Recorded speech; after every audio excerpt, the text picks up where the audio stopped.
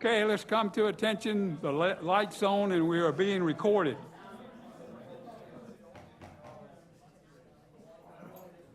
You're all being recorded. Thank you all for coming.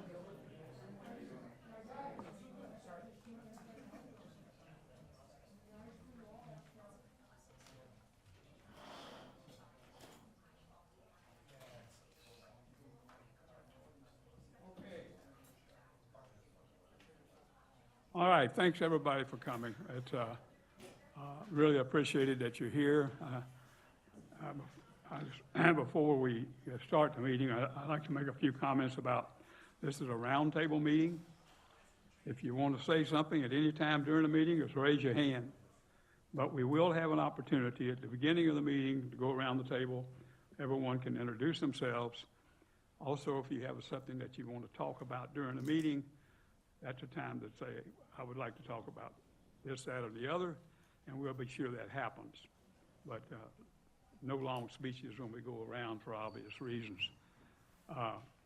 We're fortunate to have Mr. Spotswood from the governing board with us tonight. And would you like to make a few comments? Thank you, Newton, and thank you everybody for being here tonight. As the newer governing board member, it's really encouraging to see the public participation in this forum. You know, I've only got a chance to attend one so far, but it's been a great place for me to learn more about what our stakeholders are looking for, what we're doing good, what we're doing bad. So really appreciate the opportunity to be here with all of y'all. And again, Newton for leading this. Drew wasn't able to be here with us tonight. He's got a couple other things that he's handling. So hopefully I can fill his seat here for a couple of hours. So thank you all for having me. Newton. Thank you. I'll make my little joke with you that I'll make with Drew. If you'll notice, we have more people here tonight than in a regular governing board meeting. I noticed. And that's because, and these people come, some of them from, with the exception of the employee recognition portion. But some of these people come a long way, and in Zoom we have a pretty good crowd. We used to get a ton of people from Kissimmee and all over, but Zoom is a miracle. Makes it good for everybody.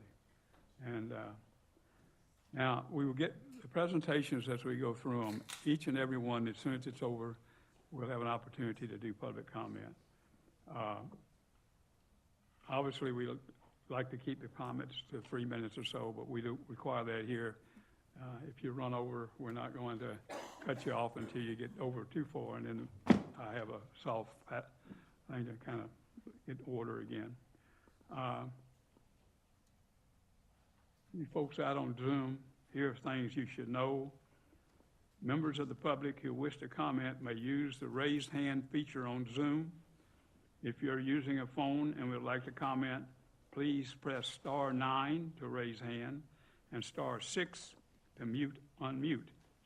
If you should have any trouble, please go to the website, sfwmd.gov, and click the Ask Us button at the top of the page, and staff will assist you. Over 15 years, I don't think we've ever gone past 8 o'clock but once. So we will, and we almost did it last meeting. We got real close. So you can count on that we'll probably be out here right at 8 o'clock. Now, as I said, the first thing we do at every meeting is just go around the table and briefly say who you are and where you're from. And Mr. Spotswood's already introduced himself, so we can take off with. Good evening, Rich Virgil. I'm the Division Director for Field Operations and Land Management, and I'm originally from the Adirondacks, just because he said tell you where you're from, so. Rory Feeney, Land Resources Bureau Chief. Emily Johnson, I'm with the District's Office of Counsel. I'm Tom Ryder, I'm the Regional Director for Florida Fish and Wildlife Conservation Commission, and I've had the distinct pleasure of having a couple of guests tonight, Newton. One you recognize, Justin Bingham, who was formerly our public hunting area biologist down here, and our brand new public hunting area biologist, Julia Lindley. So I'll give it to Julia to introduce herself. I'm Julia Lindley. I'm the new public hunting areas biologist for the South region. I'm from South Florida born and raised, born in Boca, but really grew up in Jupiter, and I'm excited to get to know everybody. I'll just add that we're really excited to have Julia as well. It's been a long absence without a person in that position, so we're really happy to have her. She is an FSU grad, so I guess don't hold that against her if you're not an FSU fan. But I am Justin Bingham. I'm now the Public Hunting Areas Biologist in Northwest Region for FWC, but I came down to meet Julia, show her around a little bit, and introduce her to you guys tonight, so I'm happy to be here. Bob Mooney, retired USGS, big on Everglades history, and brought a couple things to show and tell.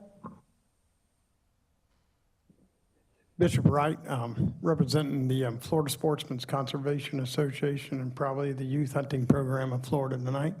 And Julia, it's nice to see someone local. Maybe you'll stay. We're looking forward to that. We want to build a long Or not have been relationship. directed towards me, Bishop. Larissa Musgrove, FSCA. Julia, welcome. John Rozier, representing the Full Track Club and the Everglades Coordinate Council, and I've already told Julie about all the Corbett problems. Matt Nelson, FSCA, and again, Julia, welcome. Look forward to working with you.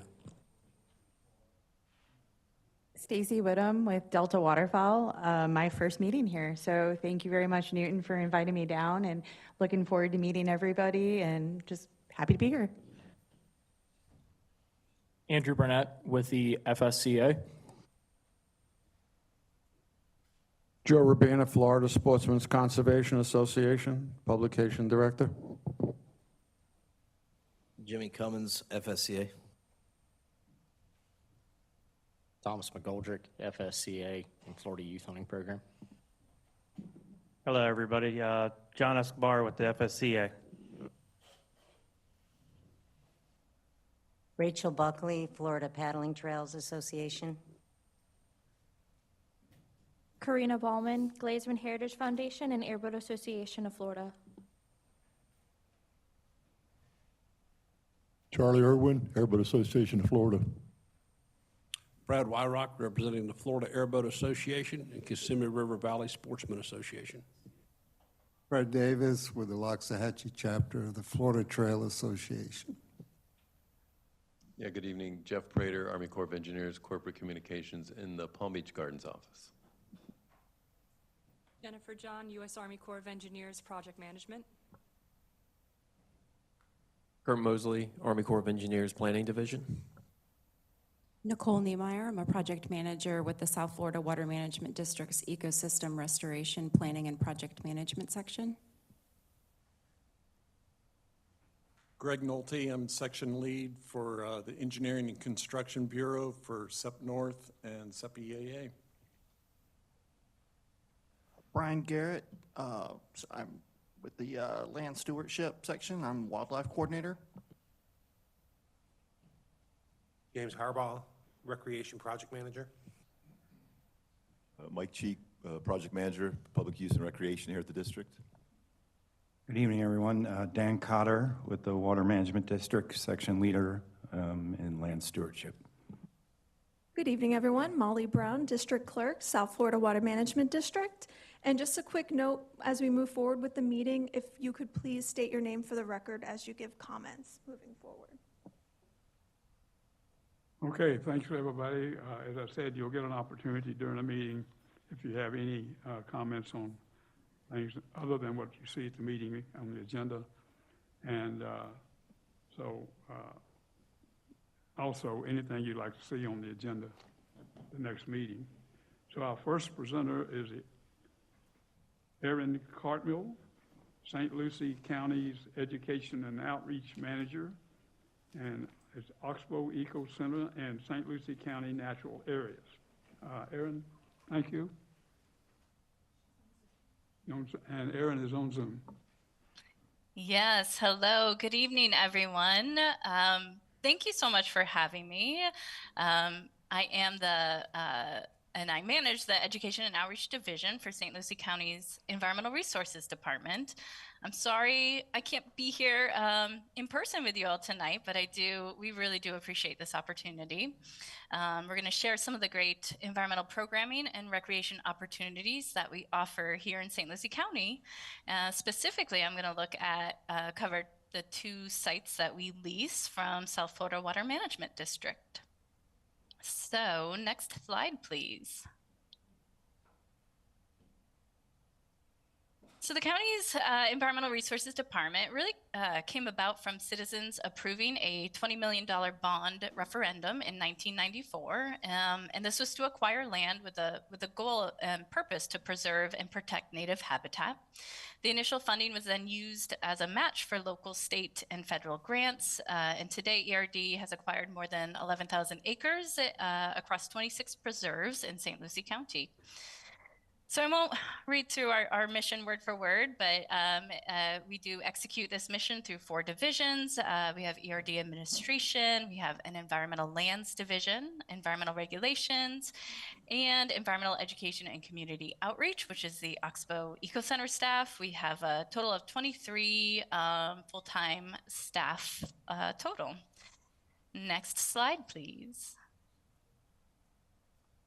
All right, so in St. Lucie County, so we like to call ourselves, we're in the heart of the Treasure Coast. It really is a place of absolutely incredible natural assets. We have 21 miles of beaches, the Indian River Lagoon. Most of us know that as one of the best fishing places in the nation. There's the St. Lucie River and the enormous, about a 1,000-acre freshwater marsh system known as the Savannas. I do like to point out the corridor along the North Fork of the St. Lucie River, starting at the headwaters. If you kind of look at, and I apologize, it's probably a little bit blurry for you all, but if you look at kind of the red circles and follow it down the river, all those green spaces there, the county has made a concerted effort to acquire these lands with shoreline properties to really help protect and manage the St. Lucie watershed. And of course, maintain, the healthy corridor for wildlife.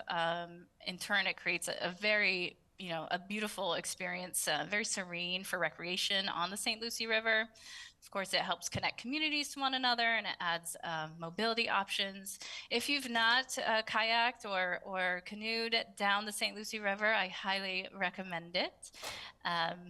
We have 2 main funding partners. So there's the South Florida Water Management District and Florida Communities Trust, which is the DEP managed grant program. So the 2 sites on this map that are circled in red, that's the lower one is the Oxbow Eco Center and Preserve, and then the one above that is the Gordy Road Recreation Area, which is part of the 10 Mile Creek region. And these are the 2 sites that we partner with the district on. Many of our other 26 sites have been acquired with help from FCT funding. We do offer a multitude of passive recreational options and amenities, and we do allow dogs on our trail system as long as pet owners are responsible and they're leashed and picked up after. We love having dogs out on our trails. So next slide, please. So here's the Oxbow here, the picture in the center. The Oxbow really is the hub of environmental education for St. Lucie County. We see an average of 55,000 visitors a year. It is both an environmental learning center and a 225-acre preserve that borders the North Fork of the St. Lucie River. It is the only county preserve that has a visitor center and public facility on it. It's always been the goal for the Oxbow to become a high-performance public space while maintaining our integrity as a protector of conservation and native habitat. And really through a lot of dedicated staff, many community partnerships, and volunteer-based stewardship programs, we really have been able to accomplish that. So you can go to the next slide, please. So here's a little history of the Oxbow. We opened our doors in 2001. And to date, we have reached over 1 million youth and adults through programming and outreach. And that number is even a couple years old, so it's actually even a little bit higher. But this major community impact all started with collaboration and support from South Florida Water Management District. The parcel of land, which was originally called the Charette property, was purchased with district funds from the Save Our Rivers program, as well as funds from St. Lucie County's Environmentally Significant Lands program. We signed a 99-year lease in 1998, and from there we had some state and local champions, State Representative Ken Pruitt, County Commissioner Cliff Barnes, Doug Coward, who all helped secure state and local funding to actually build the Learning Center. The county worked closely with the district to design on the design to really ensure that there was low impact and the land was maintained. The primary goal, which was watershed protection and conservation. So we started with a very beautiful but very empty building, and over the years kind of added exhibits. We added displays, a lot of them representing the IRL and the St. Lucie watershed. Of course, highlights all the plants and animals that call it home. And in this picture, actually, it is some updates that we did to that river diorama, and that was funded by the Indian River Lagoon Tag Fund, which is managed by the district. So thank you all for that. Next slide. So I want to cover some of our community outreach efforts. This is really a big part of what we do. We found that engaging our community through diverse partnerships has really broadened our impact and established Oxbow as a trusted resource for environmental learning. We work with a lot of local businesses and industry. Right now we're working with Amazon and Publix and some corporate volunteer partnerships. We host the St. Lucie Chamber of Commerce Leadership Program every year, and this is where we really try to highlight that mutual benefit of healthy ecosystems on healthy economies and vice versa. And it has worked out well for us. It's led to some really great sponsorships for our programs. We also make an effort to work with our healthcare industry and really promote the benefits of nature for human health. The local health department kicks off their Billion Steps Challenge at the Oxbow every year.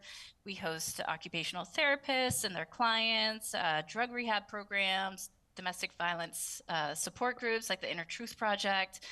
We host a lot of senior centers as well. So it kind of depends on the group and what they're looking for, but we'll do everything from give them a trail map and some direction and let them go explore, or we'll do a small volunteer project which helps them build their sense of purpose, and it often can help with their recovery. And sometimes we'll do full-on programs with them. The other big part of our outreach effort is ERD's annual St. Lucie Earth Day Festival, which is held at the Oxbow. We are going into our 22nd year. It's become the largest Earth Day event on the Treasure Coast. We typically see anywhere between 7,000 and 8,000 visitors that come from all over the region, all over South Florida.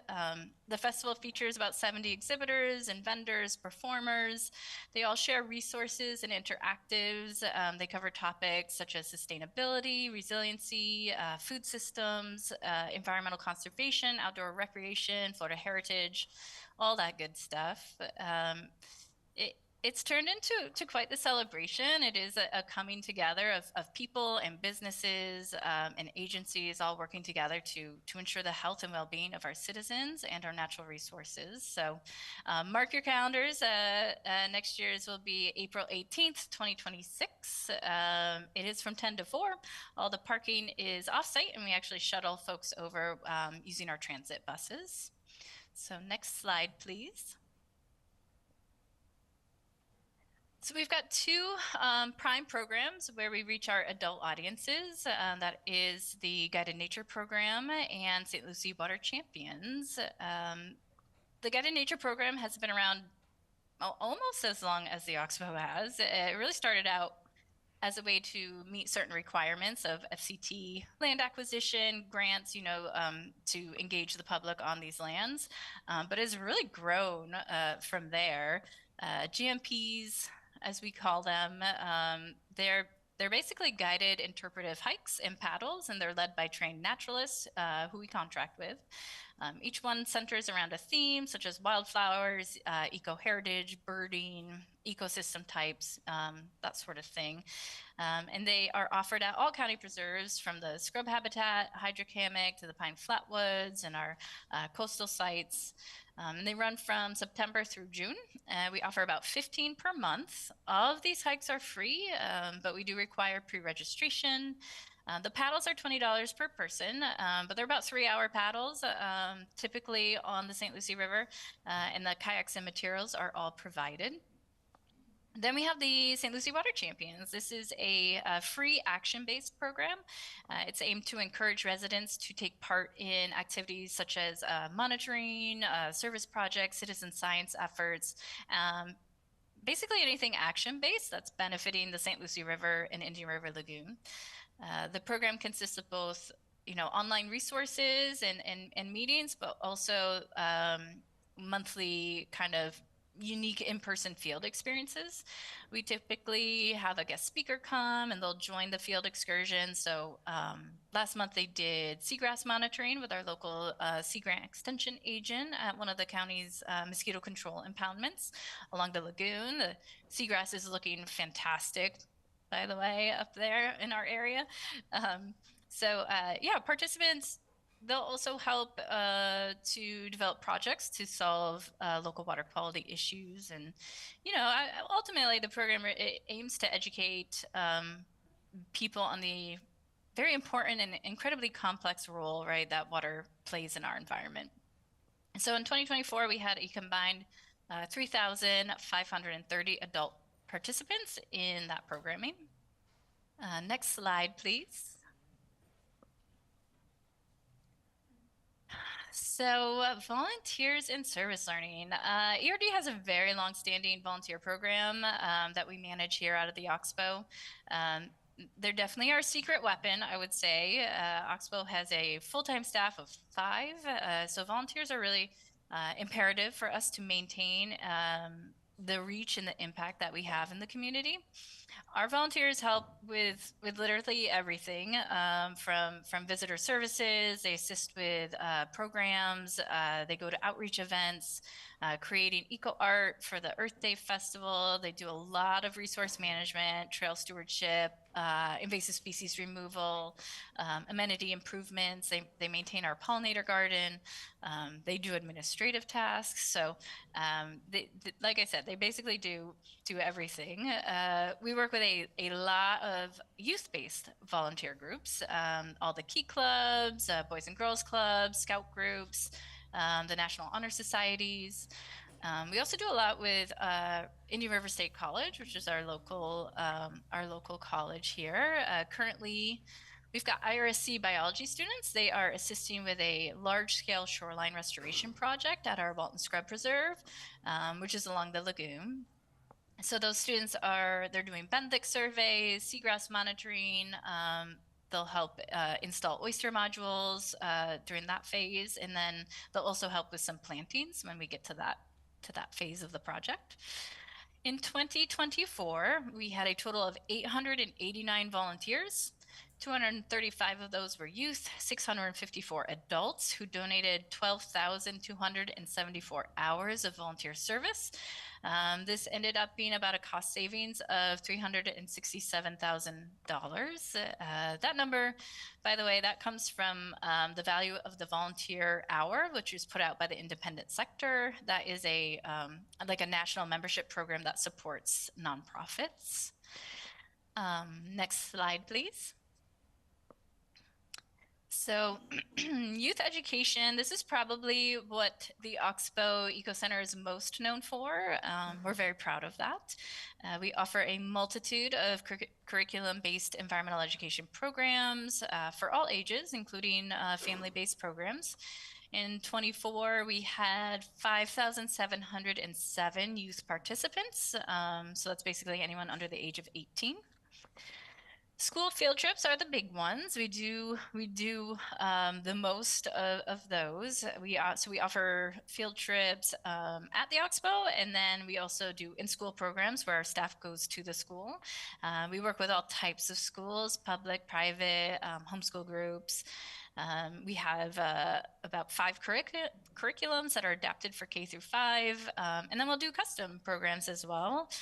We just had actually the Education Foundation of St. Lucie County reached out. They wanted to bring every VPK student from the public school system to the Oxbow. That's 4-year-olds, which we didn't have real content for. So teachers wanted insects in life cycles. So we made a custom program for that. And we're looking forward to it. Then we have a nature-based toddler program for 18 months to 5 years old. This is called Little Acorns, and it's been a huge hit. It's designed to really help parents become comfortable and learn to use nature for child-led play and skills development, and really it helps promote building that relationship with nature at a young age. And it's those kids that go on to be our future stewards and conservationists. So it's fun to see the engagement, and in fact it was so popular and the kids started aging out of the program that parents we kept hearing a lot of feedback. So we created Rousing Sprouts, which is the same concept. It's just for the next age bracket up. And then, of course, it wouldn't be a nature center without summer camp. So we do 8 weeks of crazy weeks of summer camp. And we do all the typical outdoor activities. We've got kayaking, archery, hiking, crafts. We do some really cool STEM activities. We do Lego robotics and claymation video making. All of our STEM kind of has a nature undertone to it as well. We have a teen camp that is service learning based. So they basically kind of visit and go around to different preserves where they do some sort of stewardship project at the site while they learn about the local ecology. And then they do earn volunteer hours for that week. We have our newest program, which is getting ready to launch. It's called Wild Together, which is a family adventure series. This is designed for adults to do with children. Probably start at maybe age 8 through 18. And they learn basic outdoor skills like fishing, shelter making, orienteering, map reading, making fire, backpacking, all the good stuff. And yeah, the first class will be next month, so we're excited for that one. You can go to the next slide, please. All right, so this is a trail map for the Oxbow. I mentioned in the beginning that we see about 55,000 visitors annually. Really, most of those people are coming to hike the trails. The Oxbow is by far the most heavily utilized preserve for recreation out of our 26 sites. And we do use car counters and a few people counters at our trailheads to track those numbers. But you can see on the trail map, there's about 8 different trails that intersect, totaling about 4 miles of hiking trails. Unfortunately, we do not allow biking at the Oxbow, really just because these trails are so heavily used. We just try to mitigate the impact and the erosion on them. But we do allow biking at a lot of our other preserves. That red trail there, that is called the River Otter Trail, and it's just over 0.6 miles one way, and that parallels the river, and it's really absolutely beautiful. Probably my favorite place on the preserve, on the property. But we do have about 5 different defined natural areas. There's a gorgeous slough that runs through it, so it does provide for some good diversity while hiking. And we also have several viewing platforms. There's boardwalks, footbridges in some of those wetter areas, and observation tower as well. And then we offer fishing clinics at the site. We also do archery, and then there's a small kind of nature playscape, they're called, kind of like a playground with natural elements, just behind the building that gets a lot of use. So next slide, please. All right, so here's Gordy Road Recreation Area. This is the other site that we lease from the district. We signed that lease in 2003. It is a 50-year lease. Gordy Rec, it's about 44 acres, and it is in the 10 Mile Creek region, which is part of the headwaters for the St. Lucie River. Gordy Rec is also where you can access and connect to the district's newly opened 10 Mile Creek STA trail. You can see some of the beautiful photos in the center, and then moving to your right, there's the trail map for that new trail. One of the neat things about Gordy Rec is that there is an 18-hole disc golf course there, and we actually have a really cool partnership with the Treasure Coast Disc Golf Club. They have about 110 members, and essentially they help maintain the course as well as a lot of the preserve amenities as part of that partnership.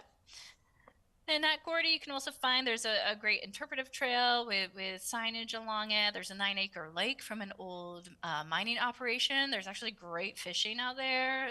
There's restrooms, picnic pavilion, grills, all that. You do, FYI, you do have to bring your own discs if you're looking to try it out sometime. And yeah, I just want to mention too, I guess in addition to the programming and the recreation, the county does do all the land management for both these sites at Oxbow and Gordy. So that mainly involves, invasive species control through grants and contractors, and prescribed burning, which we do in-house.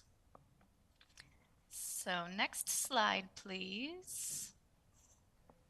All right, so lastly, I was just going to share kind of a few exciting upcoming projects for the county preserve system. These are not all on district lands, but they are exciting nonetheless. We are looking to make some major improvements to the Oxbow. This includes some new boardwalks in historically very inundated parts of the trail in the floodplain forest. We recently just completed a new outdoor classroom, which is pictured in the upper right. We did just have an ADA walkway from the parking lot to the pavilion installed. It's not pictured there, but the classroom, we built this to really help with some of our space issues. The Oxbow facility is small, right? We're small but mighty. There's just there's 2 large rooms and then 2 small offices. And just due to the growth of our programming and visitation, the population in Port St. Lucie is growing immensely. We've just run out of space for hosting all of these programs and people. So ultimately, the big goal, we would like to build a new actual additional building to offer more classrooms, workshop space, and offices. If we did that, the current building would then become the visitor center solely with all the exhibits and live animals, and we wouldn't need to close to the public when programs are ongoing. This, of course, would be done in a way that it minimizes the impact and utilizes the existing footprint as much as possible. I want to be clear, there is no funding for this new building, but we do have funds for a conceptual site plan that we hope will help us to inspire some capital fundraising projects. So another cool upcoming potential project, the Transportation Planning Organization for St. Lucie County, they are funding a feasibility study right now that would look at a pedestrian bridge over the river at the Oxbow Eco Center. It would connect to another county preserve called Citrus Hammock and be part of the larger East Coast Greenway trail system. We are currently constructing, there's a picture there all the way on the left, a 65-foot observation tower at Walton Scrub Preserve on Indian River Drive. This tower basically, and there's a view from the tower, that's just a drone, but it's about the same height. But the tower will allow you to see the Indian River Lagoon. You'll be able to see over the barrier island there, South Hutchison Island, and see the Atlantic Ocean. And then if you were to just turn around, you'll see the freshwater basin marsh of the Savannah's Preserve State Park. So 3 distinct water bodies in one sitting. It's going to be pretty pretty exciting. We're looking forward to that. We also have a sensory-friendly nature preserve in the works. This is designed for people with unique abilities and children on the autism spectrum.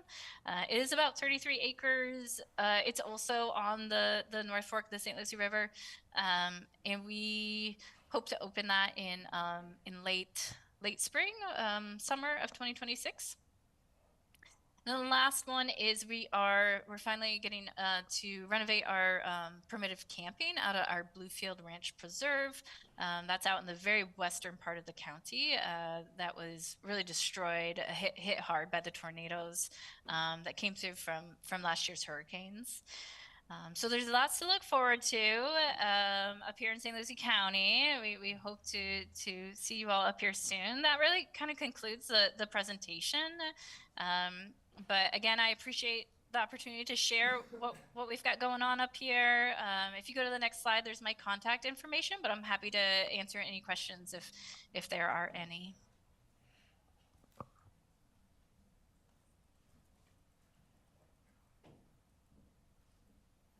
Okay, Aaron, thank you very much. Now, we're going to drop back, I hope, to a slide here. You hit, this is the recreation meeting that we have here today. And I was impressed by that you hit nearly everything that we're here for. Hiking trails, canoes and kayaks, boat ramps, picnic areas, observation towers, and biking, hiking, fishing, et cetera, Tremendous array of recreation for opportunities in St. Lucie, which is not too far from where I live in North Palm Beach County.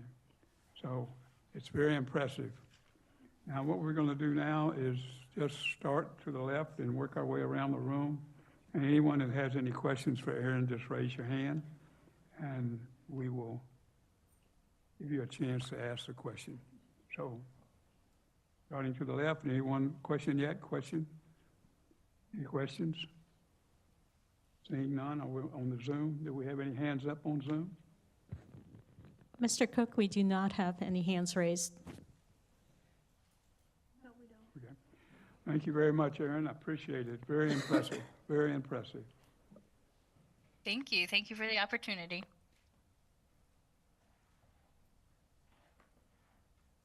The next presentation is Nicole Niemeyer, District Lead Project Manager.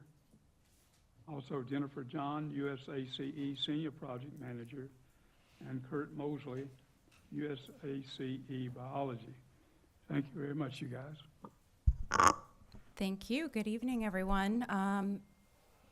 Nicole Niemeyer with the South Florida Water Management District. I serve as the agency's project manager for the Biscayne Bay and Southeastern Everglades Ecosystem Restoration Project, or BBCR.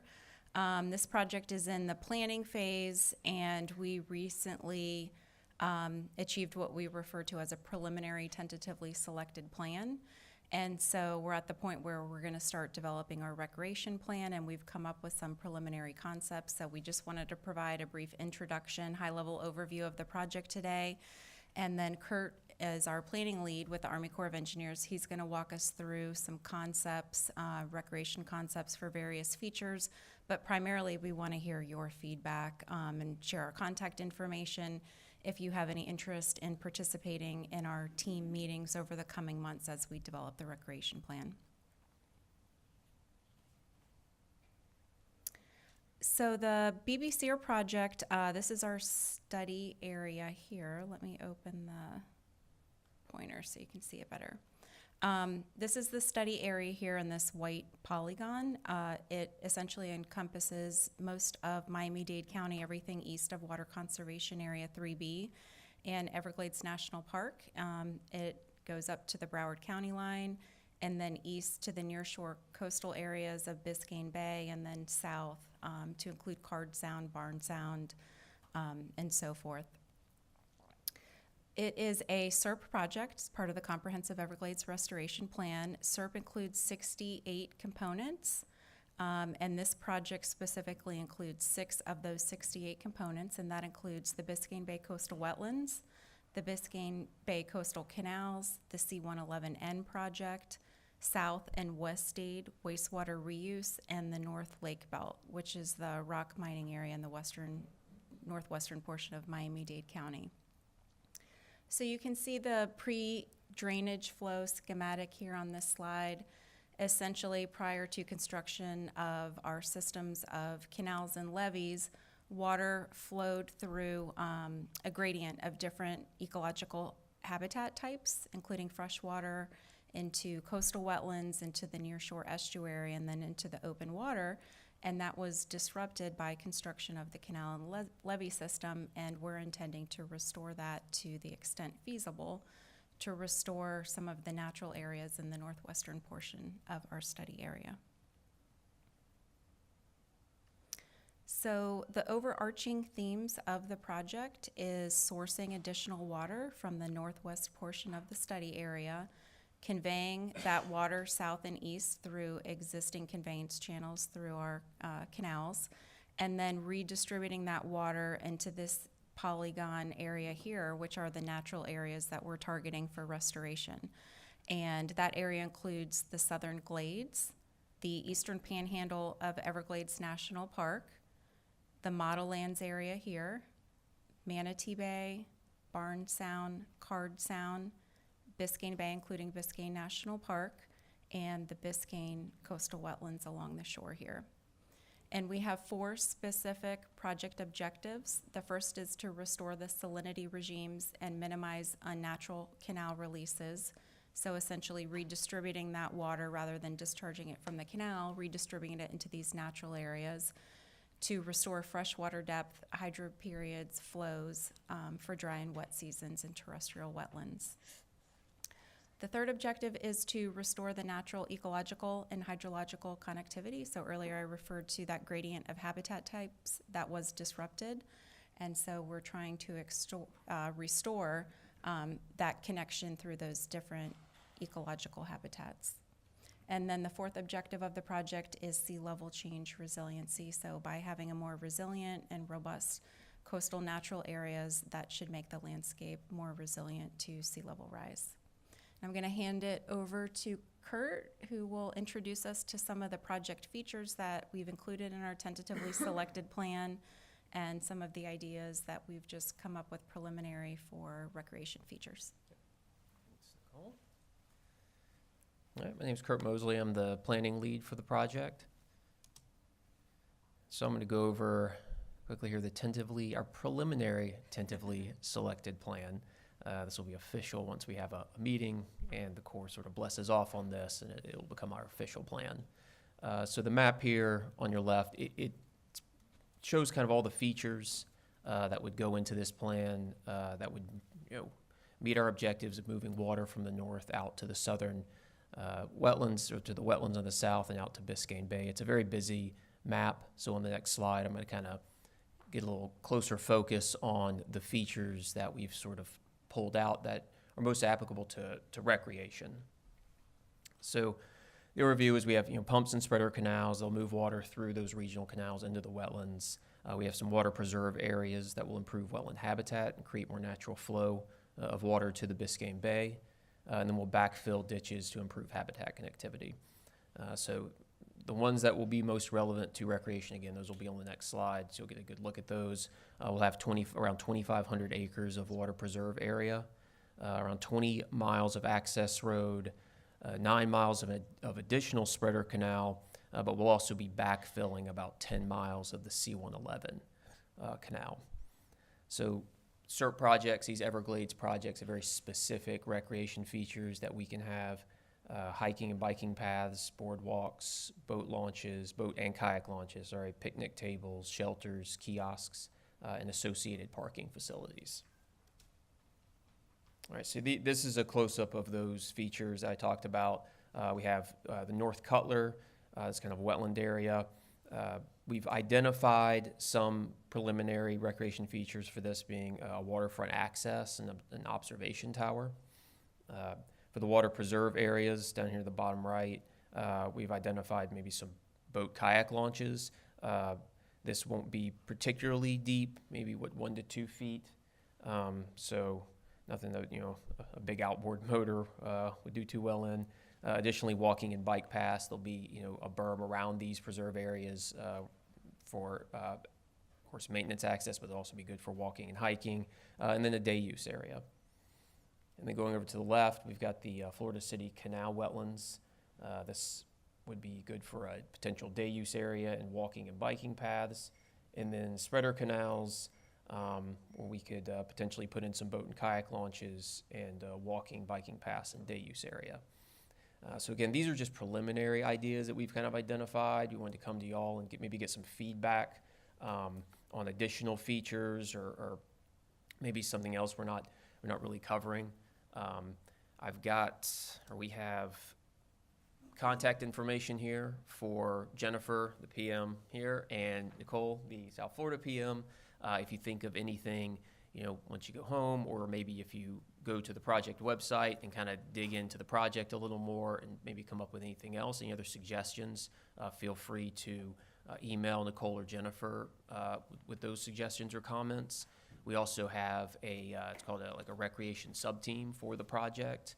We've had just one meeting, but we'll have an additional meeting once we get a little more refinement on what kind of recreation features we might add. So you could always potentially join that if you'd like to. Again, just reach out to Nicole or Jennifer if you're interested. And with that, really just take any comments or kind of anything you might like to suggest. All right, thank you very much. Yes, Robert? Jennifer, Kurt, thank you for the presentation. In the 2 questions, boat ramps and launches, just some feedback I've gotten from South Florida. Trailer parking is a big issue, so whatever can be done to accommodate that would be helpful. The second question I have is, has there been any discussion, I noticed you have some nearshore water included in this area. Any specific habitat restoration projects in that area planned? And the question's really stemming from the state of Florida, in partnership with FWC this year, has stood up a $15 million program to start working on habitat restoration, called the Coastal Corridor. And so I'm curious if any of the nearshore, sponges or hard bottom or other type of habitat restoration has become part of the discussion here. Sure. So one of the objectives of the project is to restore the salinity regimes or nearshore salinity to a more desirable range. We don't intend to go out and physically, do any type of restoration to the nearshore area, but restoring the salinity regimes and reducing those point source discharges that are very ecologically damaging will help to contribute to that and augment other efforts for restoration. So perhaps as the coastal corridor kind of gets spun up, just knowing this project's going on, maybe there's a discussion there with FWC to coordinate. And I think this is an area that we're going to be looking at doing some projects anyway, so maybe there's something there that can create some additional benefit. Yeah, that would be great.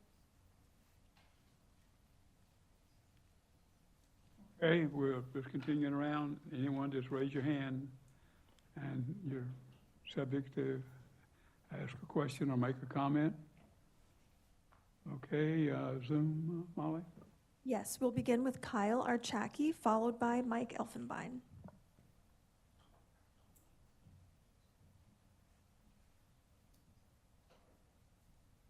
Mr. Archaki, please unmute. Hello, how you doing? This is Kyle Archeki, Vice President of the Broward Airboat Club. I was happy to see one area that I've been thinking about for a while in your presentation. Just east of Chrome Avenue is a big sawgrass marsh. As a child, we used to hunt deer there. And I was curious, since they 4-laned Chrome Avenue, there's really nowhere to park to put your airboat in anymore.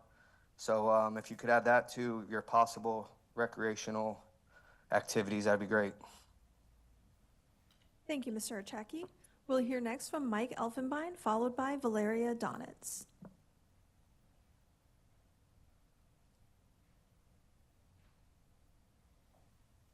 Hey Molly, can you hear me? We hear you. Awesome, thank you. Hi, everybody. Sorry I couldn't be there in person. Grateful to see the turnout. I grew up in a lot of those places on that map. Before I left Miami, I lived not far from Old Cutler Road and 87th Avenue. And back then and even now, that area was starting to become prolific with pythons. So I wondered if there was any consideration for the contractor program, but not only that, to incentivize or increase the number of people who are in that area, at least working on the python problem as it goes up the coast, especially on some of those, on that map, you had two areas there. One was just south of Black Point and east of the Turnpike, and then there was another one up there off of Old Cutler and like 160 something, but it'd be great to see that. And then the other question I had was several of my friends have been diving in and around Biscayne Bay since lobster season opened, and I see a lot of underwater videos of, I don't know the scientific names or terms for the vegetation, but it's not the beautiful sand bottom and fans and things that I was used to seeing when I was growing up. It was just a bunch of tumbling, looks like algae, just layers and layers and layers of algae. And obviously that's not good for recreational opportunities. I wondered if any of the work associated with these projects would help to alleviate some of those problems. Thank you. Thank you, Mr. Elfenbein. Next, we'll hear from Valeria Donitz. Hello, can you hear me? Yes, we hear you. Hi, so my name is Valeria Donetz and I'm with the town of Cutler Bay. I just wanted to quickly clarify if we're submitting comments as a municipality, should we do it to the same email address, and do you prefer it sent as in the form of a letter or just an email listing whatever we have to say? Hi, Valeria. It doesn't matter. We'll take it all. Okay, okay, thank you so much. Thank you, Ms. Donetz. Mr. Cook, we have no additional comments on Zoom. Okay, last chance for these folks. All right, thank you very much. Thank you. Appreciate it.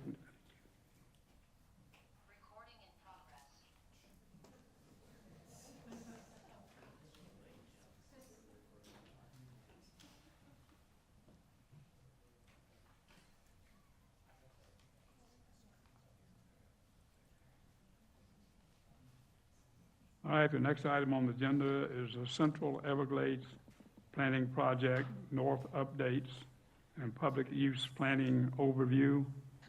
That's words we like to hear, public use.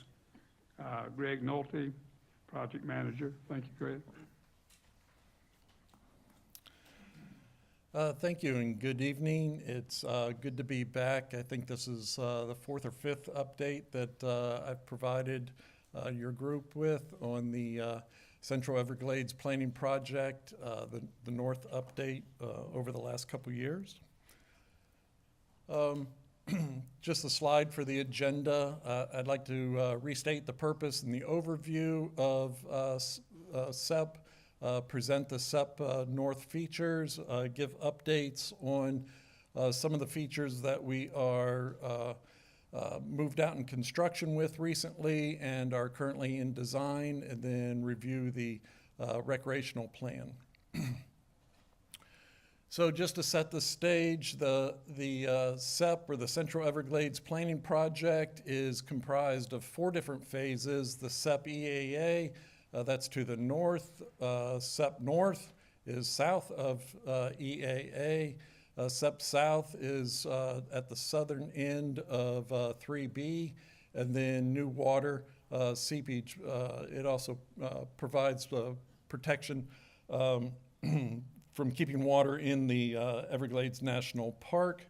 The purpose of CEP is to increase the quantity, quality, timing, and distribution of the water into the Central Everglades, and specific to CEP North, it's provides additional water to the northwest corner of 3A to reduce periods of dry out and improve habitat conditions. So this past year, we went through a validation report with our partners, with the Army Corps of Engineers. The features from the original PIR did change slightly, and I can review, and as we go through the slides, I can give you an update on each of them. But these are the 9 features that comprise the SEP North. It's S620 gated culvert, S621 a gated spillway, 622 is another gated culvert, S8A is pump station modifications, and it's comprised of 2 different phases. The first phase was the crane refurbishment, and then the second phase is the refurbishment to the pump station itself and the pumps. S8A is a spillway and a new L4 canal. S630 is a gated culvert. The L4 canal improvements and distribution features, which is probably the largest change from the PIR, and more on that in just a little bit. And then the Miami Canal backfill and vegetated hammocks, and the L5 canal improvements, which is comprised of both the L5 remnant canal and what we refer to as the L5 canal. So our first feature, starting from the east, working our way to the west, is the S620 gated culvert. We are under construction and looking to finish this structure up by the end of this year.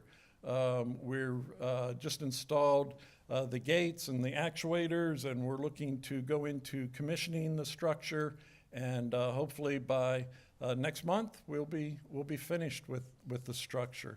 Its purpose is to send water from the L6 canal westward through the L4, and the L6 conveys water from our STA2. So this structure will be the structure that would be operated to send our clean treated water from STA2 westward. Our next 2 projects are 2 projects that we recently started construction. The L5 remnant canal, we started in July. Its duration is a little over 1,200 days long, with an anticipated completion date in December of 28. The second structure, the second feature, is the structure S622, which is a gated culvert. We started construction in August. It's just slightly less than 700-day duration, and anticipated to be completed in July of 2027. These designs include kiosk, open shelters, 2 boat ramps with parking. 622 will allow crossing over the L5 canal L5 canal to the south levee, replacing Palmer's Crossing. And the L5 South, I would like to point out, the L5 South levee along the L5 remnant canal will be closed to the public, but the north, there we go. This is the L5 remnant canal that we refer to. This is Palmer's Crossing to the west. The south levee along there will be closed to the public, and I'll explain why in just a second. But the north levee will remain open. The north levee will remain open during all construction. This is why the south levee is going to be closed. This is south to the right-hand side. This is north to the left-hand side. We're looking to deepen and widen the canal. We'll take some of that material and we'll place it on the benches, but we'll take the majority of that material, we'll place it on the south side of the south levee. So the contractor is going to be working on that south levee pretty extensively. So we've closed that to the public during construction. This is a schematic of the structure S622. This is your existing Palmer's Crossing. It'll be located just to the east of Palmer's Crossing. The structure will be built in the L5 remnant canal. Access across the structure to connect to the south levee will be constructed, and then the existing Palmer's Crossing will be excavated, and this will become a canal through here. It includes a kiosk with some parking, shelter, picnic benches, and it also includes a couple boat ramps, one upstream and downstream of the structure. The one shown, the one upstream is not shown in this picture. It's off to the east, but there will be an upstream boat ramp also. During construction, we will be utilizing what we call a DMMA, or Dredge Material Management Area. It'll be this area right here. If you've been out there recently, we have started some construction and some clearing of this property. We've also are going to be using this. The DMMA is used to place dredged material out of the L5 canal. We'll also be using the stockpiling area. This area will be used for clean material or limestone type material that the contractor can use to stockpile here. We also have a construction trailer, construction village going in right here. It'll consist of 4 construction trailers, and 3 of which are, I think, in the process of being installed. We, the district, have ours installed, and the L5 remnant contractor has theirs installed. But like I said, if you've been out there recently, you'll see some activity in all 3 of these different locations. Our construction trailers will be out there for about 3 to 5 years. Harold A. Campbell Public Use will remain open. There's no planned closures for the Harold A. Campbell, which has a boat ramp, so you'll have access to it. You'll have access to STA 3-4, the Holy Lands and Rotenberger areas during construction. So again, those 3 areas are STA 3-4, Rotenberger, and the Holy Lands all have access off of that north levee, and that north levee will remain open during construction. Our next project is S8 pump station modifications, and as I stated earlier, the first phase was the crane rehabilitation. We're looking to complete that in November, December-ish, and then we have started construction. We've issued a notice to proceed just earlier this month on phase 2. It's a 1,300-day duration, and we're anticipating construction through May of 29 on S8. During that construction, traffic will be routed across the trash rake bridge when the service bridge is not closed. We'll be using the service bridge most of the time, but in times where the service bridge needs to be closed, then traffic will be routed across the trash rake bridge. Those notifications will be provided by the district on our webpage of any closures. So this is the L4 canal improvements, distribution features, and S630 gated culvert. It's the feature that has changed most from the PIR. So if you're familiar with the PIR, I think it had just a 2.9 mile levee degrade. And through our detailed hydraulic modeling, we found that it would be best to enlarge the existing canal. That enlargement would be to the south, where the existing south levee is. So the south levee would have to be relocated to the south. There would be 3 culverts put through the new south levee, and then spreader swales downstream of each of those culverts to be able to allow that flow to distribute into that northwest corner of the conservation area in a nice uniform overland flow distribution. We also have the S630, the PIR. It was a pump station, and again, through our hydraulic modeling, we found that it could be changed to a gated culvert. So 630 is now a gated culvert. We started detailed design of this back in February. Our survey, our geotech is complete. We're anticipating that design would be complete in October of next year.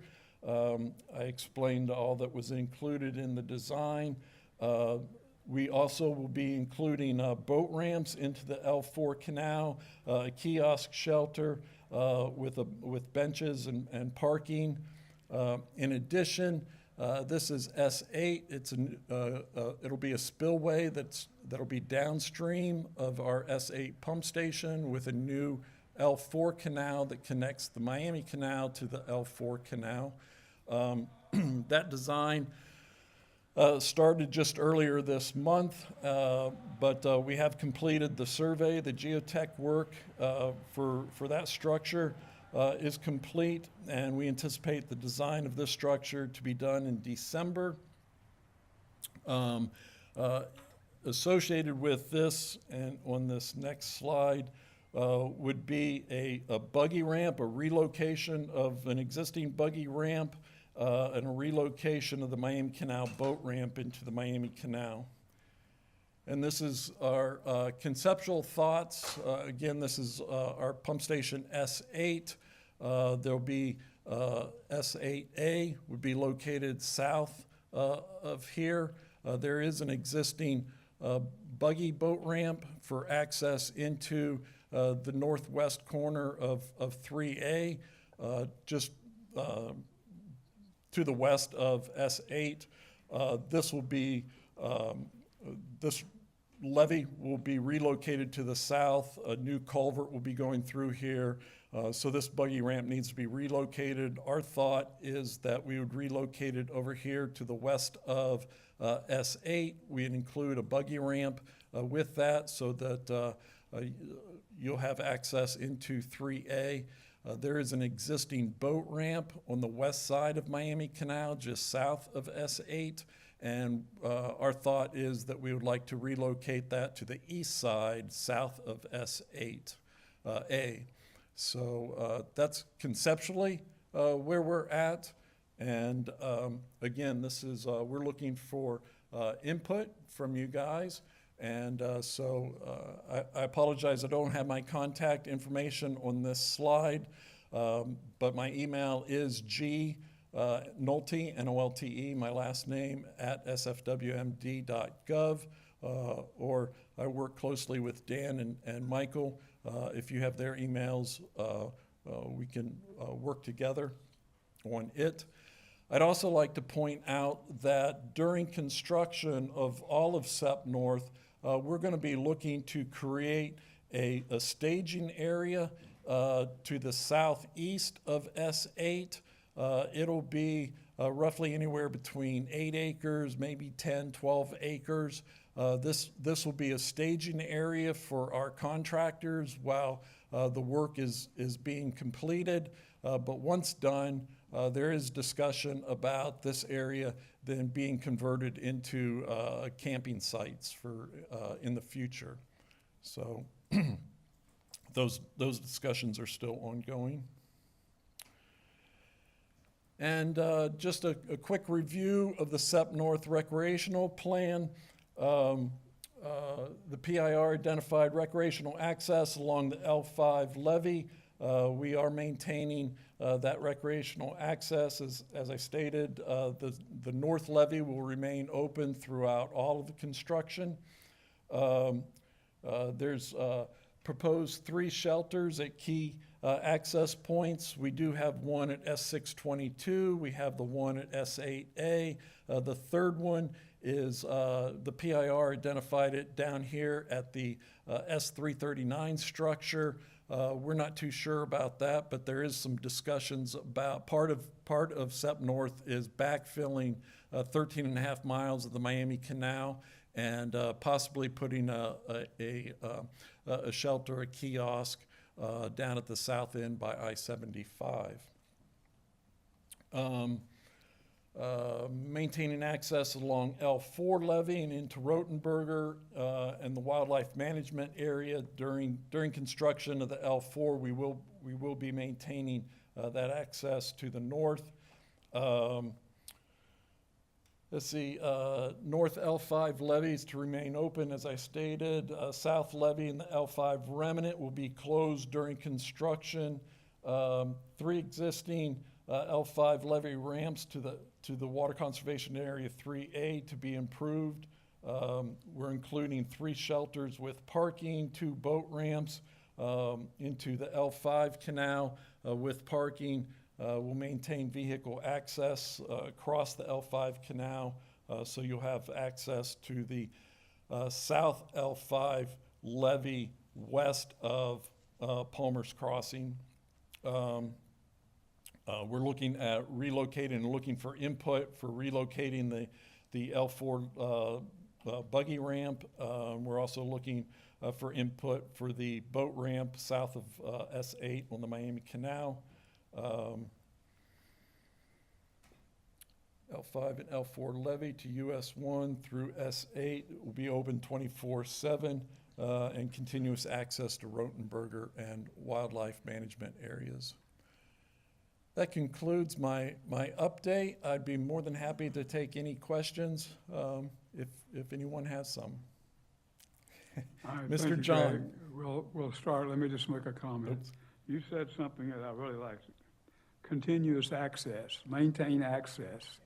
All through this presentation, it's obvious that you guys have been thinking about all the many people that use that area. So I just want to make my point. I appreciate it. And then when we start around the table here, I'm sure there are many others that have comments.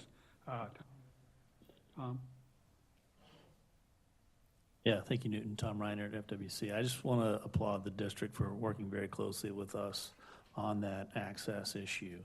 A lot of meetings, a lot of discussions, a lot of different variations, and just really impressed with the dedication that the district has shown to maintaining that access and in the long run improving things. But it's a big construction project, a lot going on. Safety is paramount, but maintaining that access is very closely second to that. So thank you. Thank you, Tom. Thank you. All right. John Rozier, Full Track Club. Greg, couple things. Well, actually, quite a few things. First of all, and I have been out there. In fact, when you guys first put the sign up, people were, hey, what is this about? You know, I'm like, gosh, don't you people follow? You know, we've been talking about this for 2 years. Yes, it's great that access is going to be, you know, and that was discussed a long time ago. One of the things is at the crossover, by the way, that's not Palmer's crossover, that's just the crossover. Palmer's was actually a little further west, but that's okay. Oh, okay. You can call it Palmer's if you want. As you go down towards the pump station on the road, in between the power poles, there's a couple big construction pads back when they were doing that. Once you put in the, you know, like we talked about, once you put in the crossover, the new crossover, we're going to lose that big 5-acre area we have that we have our events at and everybody parks and all. A suggestion would be, can't we put one of those construction things on the south side, basically where it is now, but south side, doesn't have to be as high as a levee, but basically the same type of staging area. We don't need it improved, we don't need parking lots, we just need basically what's out there right now. Mm-hmm. And that would, and it doesn't have to be 5 acres, but, you know, big enough that, because when the guys go out there hunting or recreating, whatever, if we have an event or something, that's, you know, that's where we always park at the crossover. And that'll be a little more convenient than having to park on the north side and then drive everything over that gated culvert, which we're gonna have to do anyways. But Yep. it'd be nicer with trailers rather than tracks running across it. I mean, I know it's gonna be concrete, and we've run across that, the S8 pump for 50 years. So, I mean, I sent you an email about it. So that's my first question. Yeah, it would be basically, you know, the south side of the lake, Yeah.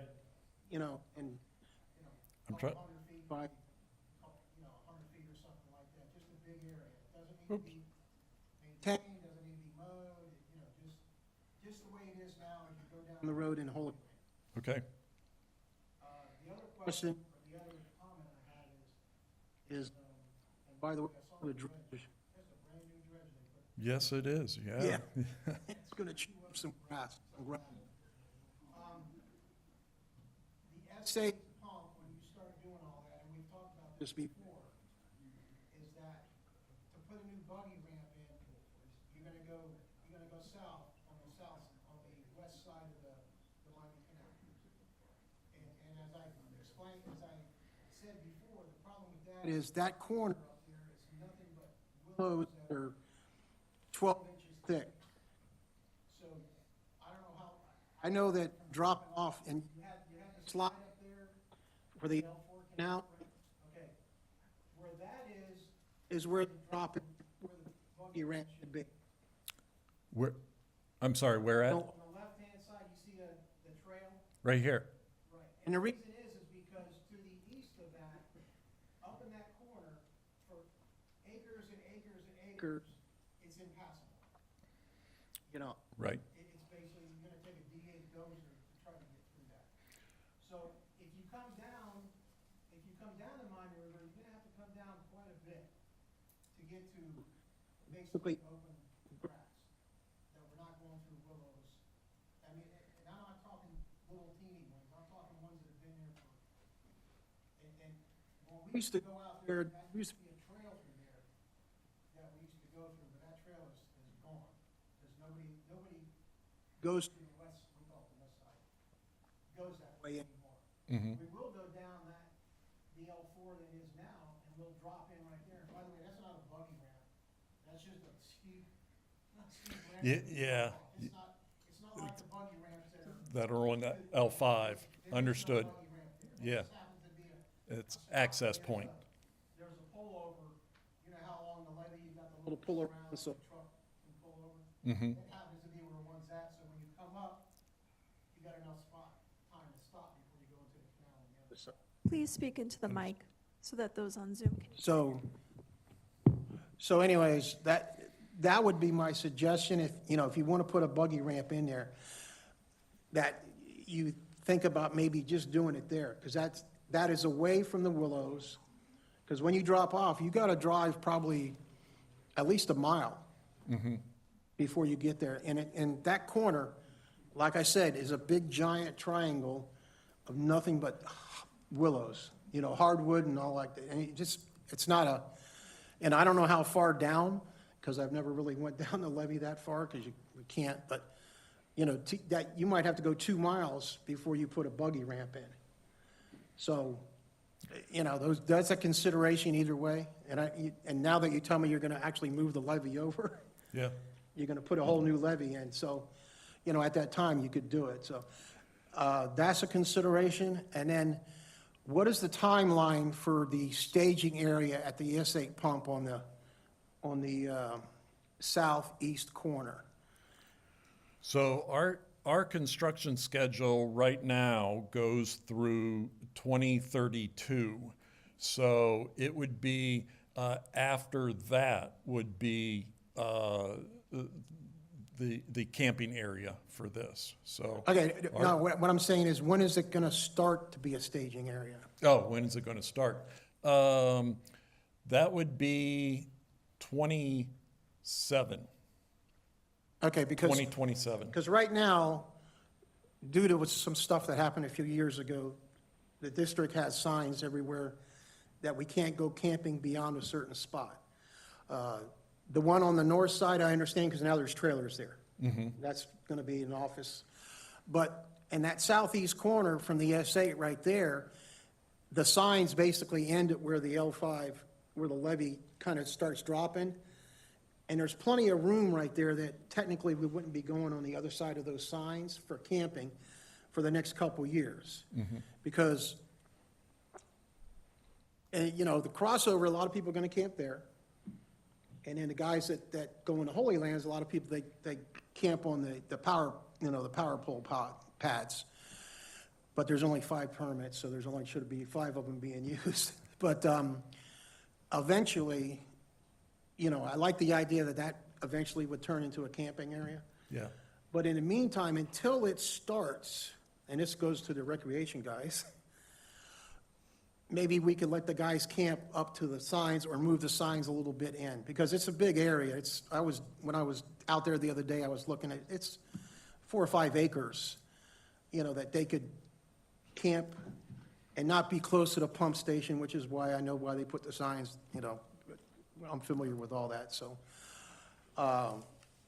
Other than that, the other stuff, like you said, the access, that's great, love it. The sign, like I said, as soon as you guys put the sign up, hey, what is this? I'm like, oh my gosh, you people don't know what's going on. So that's like my only concerns, is that it would be great if we could put in one of those pads on the south of the levee, right near the crossover. That would be, traditional or whatever you want to say, but you could even put it on where it comes across where the new structure is, and you drive across it, the crossover there, put it a little bit west so that the guys could just, and park their stuff out there. Because there's not going to be enough parking at that structure. We know that, I mean, I appreciate that you guys are doing it and all, but when you get, 20 buggies with trucks and trailers and campers and everything else, it starts taking up a big area. Yep. So, and since you went across the street and you're doing that, even though you guys said you would leave us a space, I think that's going to be a pain in the butt, because the contractor is going to be wanting coming in if they got, a truck or trailer parked in their, Now, of course, most of the guys are there on the weekends, and they're probably not going to be working on the weekends, but when hunting season, it's 2 weeks long, you get some people that stay out there for, the 2 weeks. So that's my only suggestion as far as the rest, as far as the rest of it, it's fine. Okay. I just think that L4, that buggy bridge on that, off the L4 would be probably better, unless you guys want to make a nice big road that goes to the buggy bridge down there. And at the same time, if that happens, that means the guy's got a truck and trailer, you got to drop it off, so they're going to be looking for a place they can leave it. If it's a nice wide area, sure.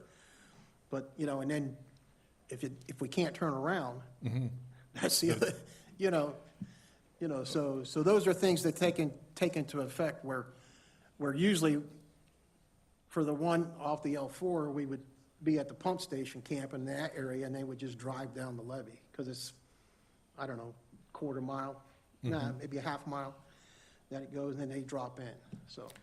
Thanks, John. Other than that. You covered it all, but of course, you guys know that area better than most, and it's a chance to talk to the people who are actually doing the project. All right, just keep moving down the road. Anybody have any other questions? Yeah, hey, John. Hey, John. Hey, maybe be helpful, we're going to still go around, but just if we could set up a field trip that works, a day for you and whoever else wants to come. And I'm retired. Yeah, that's great. I'm looking forward to it. Yeah, where we can go out, a couple, maybe Greg and some, we're not engineers. There's concerns, I know, and of course, and then there's concerns for what that you're bringing up, and just to look at it, what it's going to be, where we can have some of this access, where we can't, where these potential, the staging area was something we were talking to Greg about a week or two ago, and that just, it's going to be a wait, but that's going to be great for the camping. But yeah, some of the planning and then some of the short-term things you're talking about too. So if we can set up a field trip, maybe you go out there, sound good? Okay. Bishop? So traditional, when we're going to build a new buggy bridge and we're going to build it, I still would like to see those landmarks marked as like the buggy bridge, even though it's going to be a new buggy bridge in a different place. And the same thing with Palmer's Crossing. It just has a lot of traditional value, and it's a landmark, and people need things to have for landmarks out there. So I'd like to try to preserve the names, even though maybe they ain't in the same place. But as time goes on, a lot of people won't know that. That's my personal interest. Okay. point, keep rolling around the table. Anybody else? Anyone else? Before we go to Zoom? All the way in the back. Okay. Sir, there's a You need to microphone you need to get on the mic. just over there.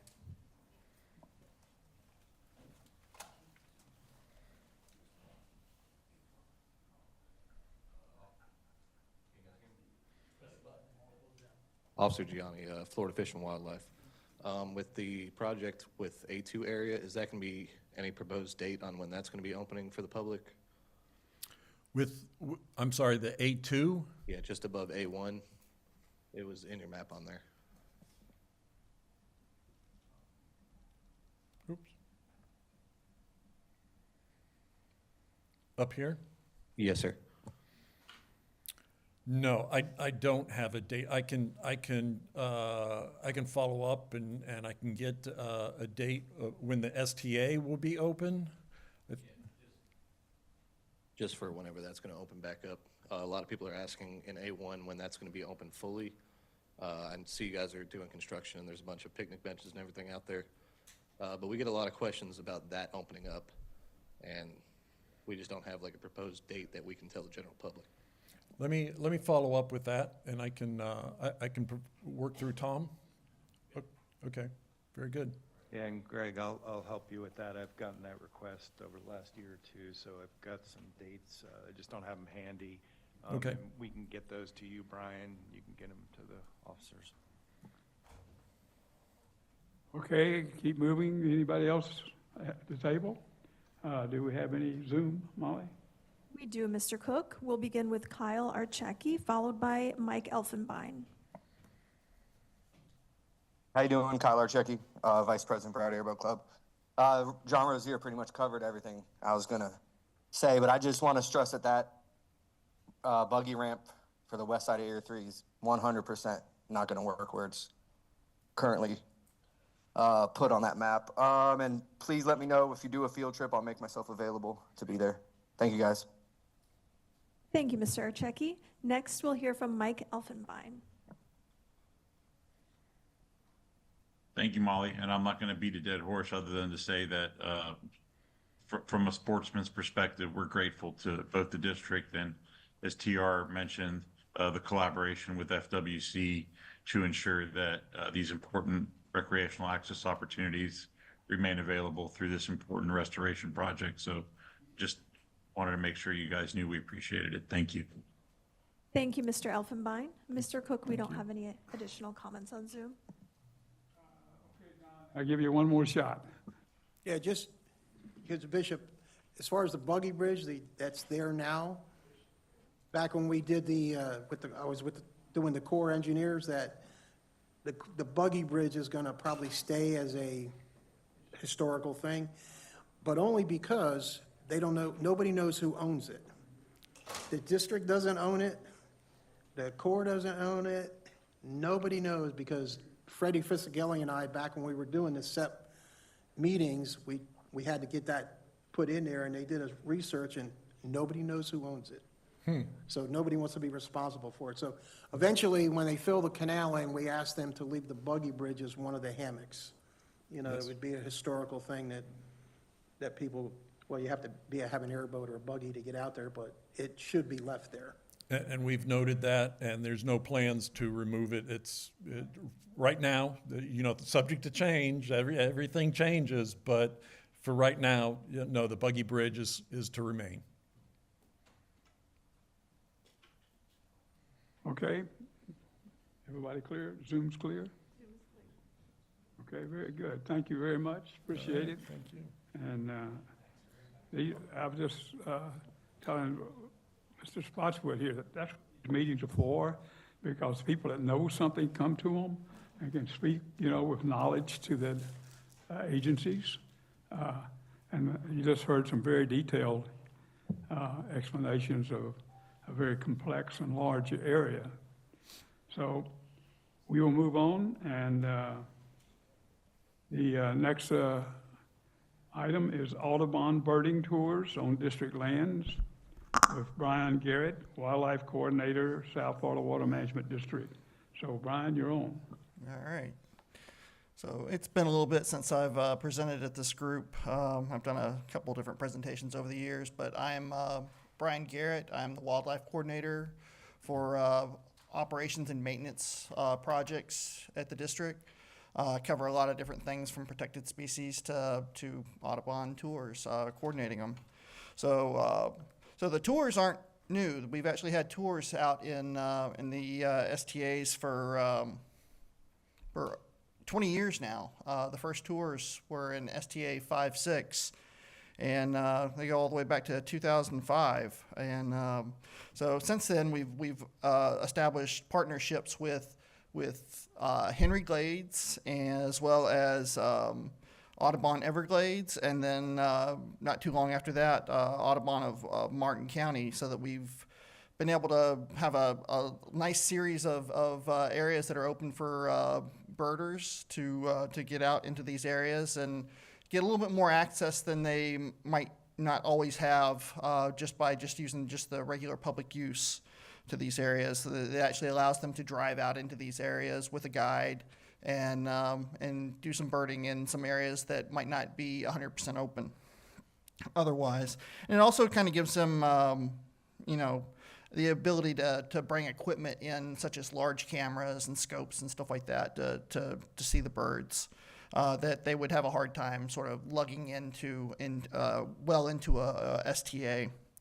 And of course, it's really nice to have the guides there that can kind of communicate and educate participants on these birding tours, so they can learn a little bit about the STA as well as the birds that are out there. So we primarily have 3 individuals that I wanted to just sort of make sure that I mentioned during this presentation, because these are the people that really make things go as far as individuals at the Audubon Society's chapters that we deal with. And the first of which is John Nelson, who is, we work with at Audubon of Martin County. He is actually the president of that chapter. He's been great to work with. He's a really good educator. And off to the side, he also does a lot of photography and videography. And he actually has put together something called the Audubon Moment, which you can actually find on YouTube. But parts of that actually get picked up and played for like little 60-second segments on like NPR and local NPR stations. And then next we have Paula Gatrell, who's been just absolutely amazing to work with. She just retired from doing these tours, from organizing them, but she would organize so many different types of trips. We were just one part of so many other types of birding tours that she would coordinate. And I always appreciated Paula, because when she'd get her liability releases back to me, she'd always include a signed card filled out how she appreciated the Water Management District, and it was always a photo that she had taken. She would make them into cards. And then, of course, Margaret England, without her, none of this really happens. She's really spearheaded the STA 5-6 tours. They were it goes all the way back to 20 years at this point, so it has quite the history. She's super involved in all sorts of volunteer services, as not just Audubon, but like 4-H and other organizations like that. So these 3 individuals, I just want to show my appreciation to them by including them in this presentation, because they really make the Audubon tours go. And then there's the coordinators on the district side, and that includes myself and Sydney Kaufman. I've been organizing these tours or coordinating these tours on the district side for about 5 years. Prior to me, you guys probably all remember B.J. Cattell, who retired back in 2000. He was in my position doing that while he was here, and I sort of took over once he retired. And then Sydney just came on about a year ago. She's been learning a lot about everything that I do as far as wildlife coordination, and she's going to be taking over pretty much the tour coordination. So she sets up stuff with the Audubon societies to make sure that they have what they need, making sure that they're getting in their liability releases, and And we try to meet annually to make sure that all the wildlife, or all the tours are sort of being done consistently.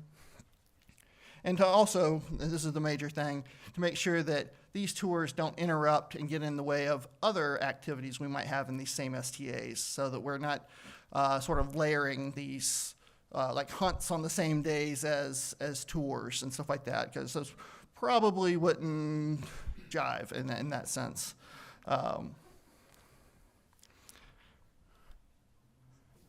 So as far as the agreements that we have with the various STAs, Henry Glades has STA 5-6.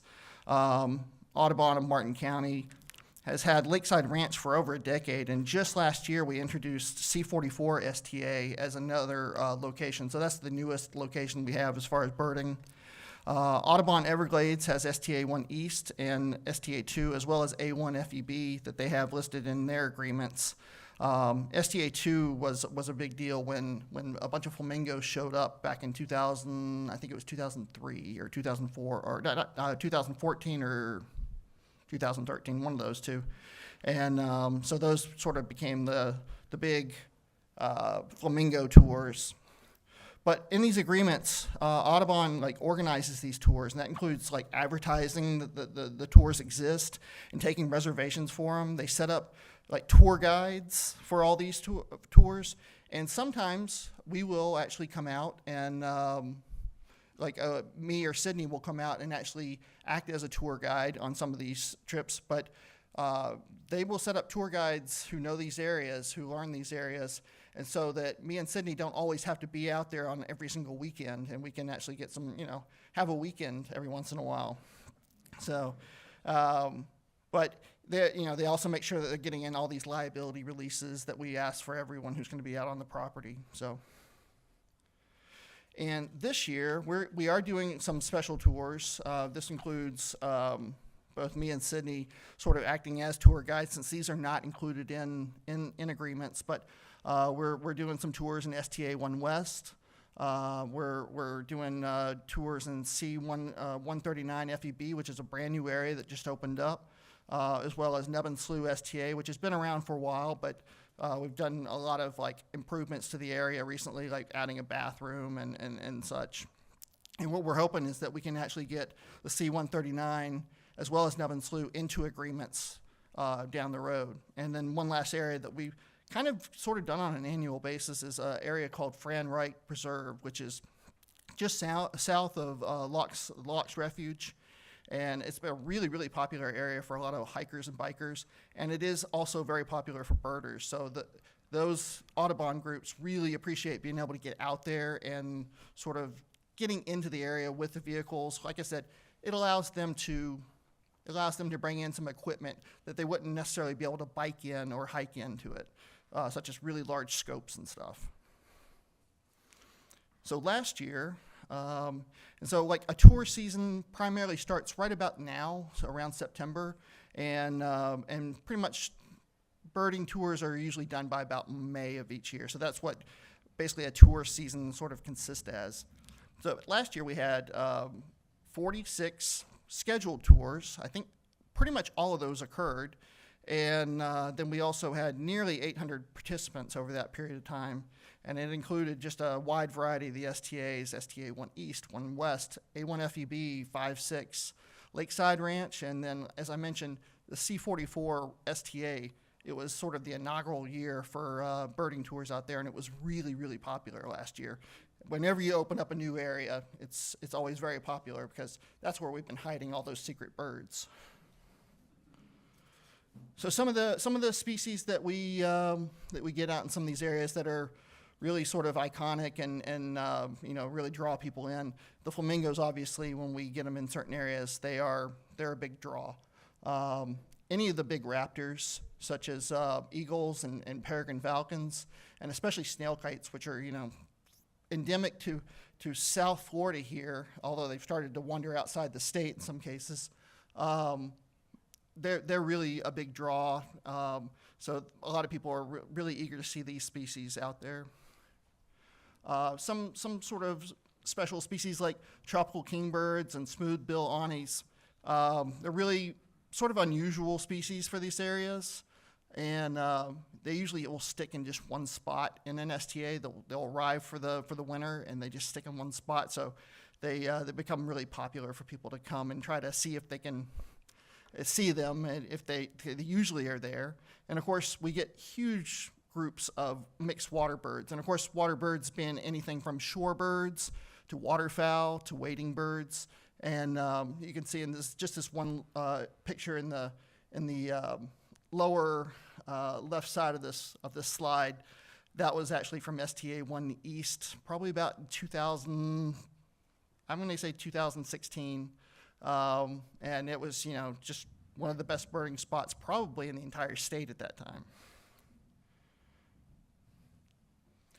One thing that we get out of it as biologists is everything that the Audubon tours are collecting out there and seeing. They're adding to eBird databases, and basically eBird is a database that Cornell University organizes. And we're able to tap into that, so we're able to see what they're seeing out there. And that can be really valuable, especially with a lot of sensitive species out there. So it's really nice that we're able to sort of get something just out of this and not just, with some citizen science and everything. And like, for instance, we know that STA 5-6 over the years has actually had 230 species actually observed out there. And that's a lot for what's called a hotspot. So if anyone here is interested in Audubon birding tours and going on them, what I can suggest to you is to go to any of these chapters websites. That would be like Audubon of Martin County, Henry Glades Audubon, or Audubon Everglades, and check out their sites. Their sites pretty much will have contacts, who to contact, as far as getting organized or getting tours, what tours are available. And I believe that on their site they show what their schedule for the tours for this season will be. And I think there is on all these sites a way to actually make reservations too. So I go out on some of these usually as a tour guide in most cases. And, it's fun if you're enjoying just seeing nature. And there's usually more than just birds. We'll get the occasional snake. There's obviously tons of alligators. There's all sorts of wildlife in these locations that are just interesting to be around and see. So with that, any questions or comments? Nothing like pushing your phone instead of the button. I'm going to take a few minutes here to tell a little story. Way back, STA 5 had just been built. It was the only STA. We recognized it as being totally full of ducks. Of course, we all wanted to hunt the ducks. Now, this is just STA 5. There was a lady, the Audubon lady on RAC, April Gronick. Fred will remember April. And she wanted to do birding tours. But at that time, no one was allowed to get within 150 yards of an STA if you were public, because, of course, it's under a court order mandate. And the old RAC was a group just like this, set right here. I used to sit right over there, and this is 20 years ago, more than 20. And April sat down there, and one day we were talking. I said, April, we want a duck hunt on that STA. She said, well, we want to go birding tours on that STA. I said, you and I got to have lunch. So we sat down and we said, look, I said, I'll work and lobby with the governing board. Get Audubon tours on Saturday if we can get a duck hunt on Sunday morning. And you know what? We got it. Thanks to the governing board of the day. This is duck hunting, 25 permits, 2 persons per permit Sunday morning. I mean, that's 50 people. 10 weeks, that's 500 people. The STAs in the program we have now is well over 15,000, which is 20,000 when all the STAs are open. And Audubon, you see the program they have. And it all came from Audubon birdwatchers and United Waterfowlers duck hunters. And when we work together, we can accomplish big things. So, okay, any other questions or comments going around the table? Anybody on Zoom? Yes, Mr. Cook. First, we'll hear from Paul Gray, followed by Paula Gatrell. Hi, folks. Sound check. We hear you. Okay, thank you. Paul Gray from Audubon. Yeah, thank you for your words, Newton. Yeah, April worked for us a while ago. I'm Audubon staff, and I want to emphasize, and I want to thank the district for coordinating this and for Brian for working with our chapter members. I'm actually paid to do what I do, but these are all citizen volunteers. Most of them are retired, and they just do it for the love of what they do. And I haven't seen the latest numbers, but these tours, I mean, the Everglades is famous for its wildlife and especially its bird life in the US and around the world. And if you look at the list of people who have come from the different states, I think we have almost every single state by now. And the list of international countries that have had people come and sign up for these tours is surprising. So we just have a world-class event going on here, and for you guys to make it accessible to people is really great for them and for South Florida and for you. So I just want to thank you guys so much for having this work. That's all. Thank you, Dr. Gray. And next we'll hear from Marshall Jones.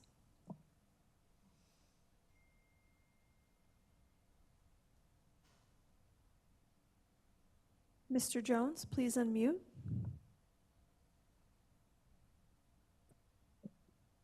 Hello. We hear you. Hey, can you guys hear me okay? Yes, we do. Okay, sorry about that. I was operating an airboat when I first got the notice that you guys were ready for me to talk. I'm here. This is Marshall Jones from Max Fish Camp, fifth generation Gladesman and president of the Isaac Walton League of America Cypress chapter here in South Florida. It's an honor to be able to speak to you guys today, and we greatly appreciate you in all respects for the ability to work with us sportsmen and the general public in creating better recreational and outdoor opportunities for all of us. With regards to the current presentation with the Audubon Society, kudos to everybody involved with that. It's been an incredible project, and we look forward to expanding on that in the future. And I would just like to point out, as the gentleman giving the presentation did, that the abundance of birds in STA2 that given year was credit to low water, or specifically the correct water levels. And it is just so imperative that we remember going forward with our management practices here throughout all the Everglades restoration plans that are taking place, that the water levels maintain ability for the endemic species of the area to thrive and not just simply survive. And I'd like for y'all to remember going forward just how important it is and how thrilling it is to see the native wildlife here in their environment thriving. You know, as a child and generations of my family going through the Everglades out here, we've got some incredible 8mm and super 8mm footage of the abundance and diversity of wildlife when the ecological conditions are right. So thank you all for everything, and please make sure going forward that we manage these lands in a way that is conducive to the habitation of all of the native wildlife that belongs here. Thank you. Thank you, Mr. Jones. And next we'll hear from Paula Gatrell. Good afternoon. Can you hear me? We hear you. Hi, I'd like to thank Brian for his kind words. I was the prior field trip coordinator for Audubon Everglades. South Florida Water Management has done a tremendous job with granting us access to these STAs. Not only do we get to bring in cameras and scopes, but we have a lot of seniors in our group that have mobility issues, so they can drive around an STA and do what I call birding by butt. So we have a lot of lifers in where people get their first glimpse at a flamingo or a snail kite. So I hope this partnership continues because all of our STA trips fill up fast and people just really enjoy them. Thank you. Thank you, Ms. Cottrell. Mr. Cook, we have no additional comments. Thank you. Just one last chance to ask for Braun. All right, thank you, man. Appreciate it very much. The SCAs are world famous. At one time, when we had 3 of them in good shape, the FWC guy told me 15% of all the ducks shot in Florida was shot on those 3 SCAs. That's incredible. And they're not there today because of the cattails and lots of problems, but they're working trying to get it back. Too much flake water in the SCAs ruins them. Learn that the hard way. Okay, we're moving right along. And the next item is public use and recreation project updates by Mike Cheek. And this is the best part of the program because Mike only has good news. Okay, thanks, Newton. Yeah, hopefully it'll be the case again tonight. Yeah, thank you all for coming out. We appreciate you being here, taking interest in what we're doing. Just giving a review of what we've been doing since the last meeting in June.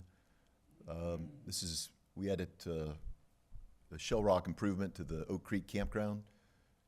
So this site's been shut down occasionally for high water, so just that road entering into the campsite. So hopefully we'll have to not shut this campsite down as often as in the past. And you can see the route is now just through the center of the hammock. There's 2 sites there, the Oak Creek North and Oak Creek South. And we're going to abandon that northern route around the edge of the hammock. It's just too wet and soil's too soft there. So that Shell Rock Road goes through the hammock and then forks north and south as you come through the other side. So it's a welcome improvement there.